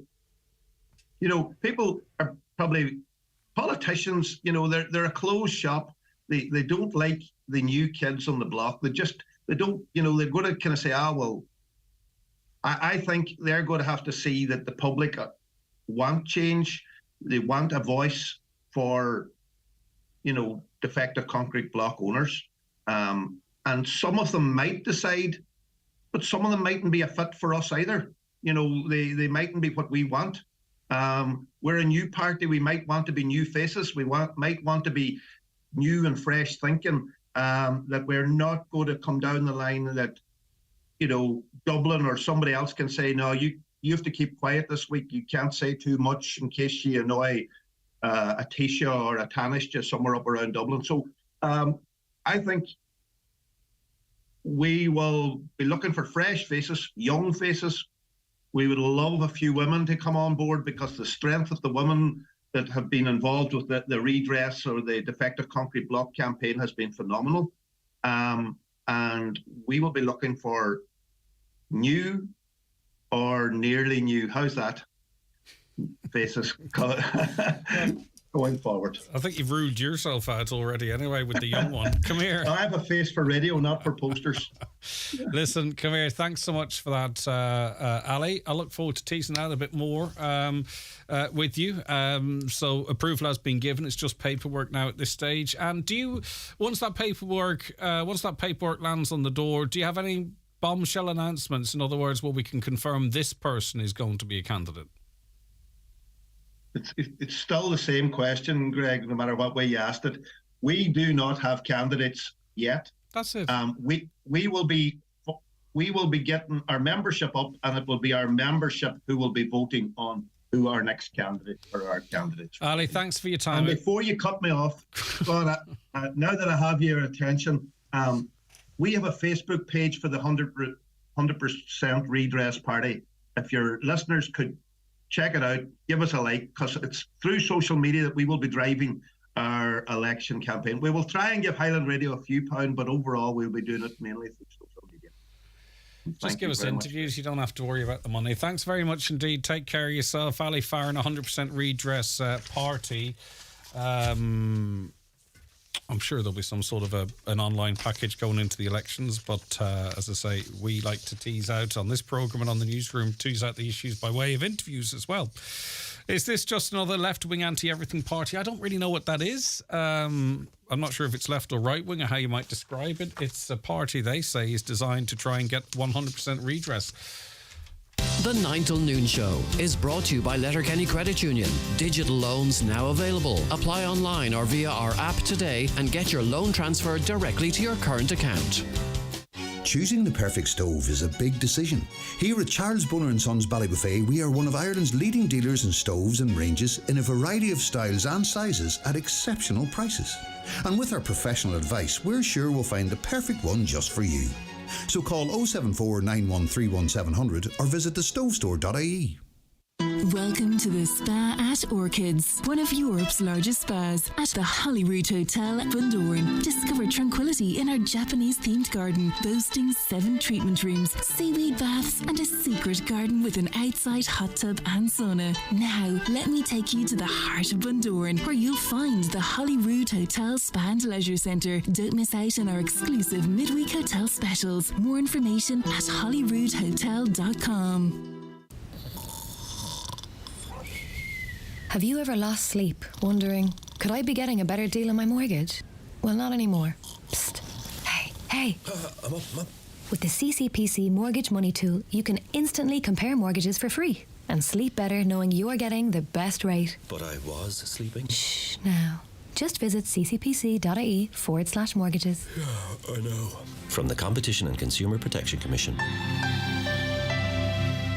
Enter the Virgin Media Playhouse and unleash our best offers. It's time to play with our €100 gift voucher to spend your way when you choose full fibre 500 meg broadband for just €39 a month for 12 months and no activation fee. So switch today at virginmedia.ie. Virgin Media. It's playtime. T's and C's apply. See virginmedia.ie. Subject to location and availability. New customers only. 12-month contract. 500 meg broadband. €70 thereafter. Ends October 11th, 2023. Kirsteach hervisí cheadúnis fólamóide agus tamána líne. Lena náritar anúchan ústátú málartú agus áhallathair. Tá sé éasca agus is féidir dhéanamh gan stró. Tuair cuairt an seirbhís náisiúnta cheadúnis tamána líne in jobhag ndls.rsa.ie. Mai go bhaidí dzebna a tastal. Teachtrocht an údarás am havaltocht Wodi. Caller says, Greg, what a wonderful woman Nuala Moore is. Congrats on the book. That comes in from Mary. Greg, I discovered I was pre-diabetic. I cut out all sugars and I've lost 8 pounds in 4 weeks. Well done to you. I'm not looking forward to Christmas. I'm going to struggle not to have my quality street. Give it a go. I don't actually need to lose weight. I need to just get out and be a bit more active. A quick suggestion for Greg. What about an Operation Transformation section for the 9 till noon show? Healthy eating, exercise, even an evening walk? Well, you know what? If people are interested in that, get in touch with me. 086 60 25,000. We'll not be weighing anyone because I'd be dead against that. But certainly we can reflect on something if anyone out there wants to get involved with it. I'm always open to suggestions. That's what drives this show, of course. Right, okay. Thank you very much to Caroline Orr, who researched and produced the show, and Niamh Shields working flat out too behind the scenes. We appreciate their efforts. We appreciate you listening. We're back with you tomorrow morning at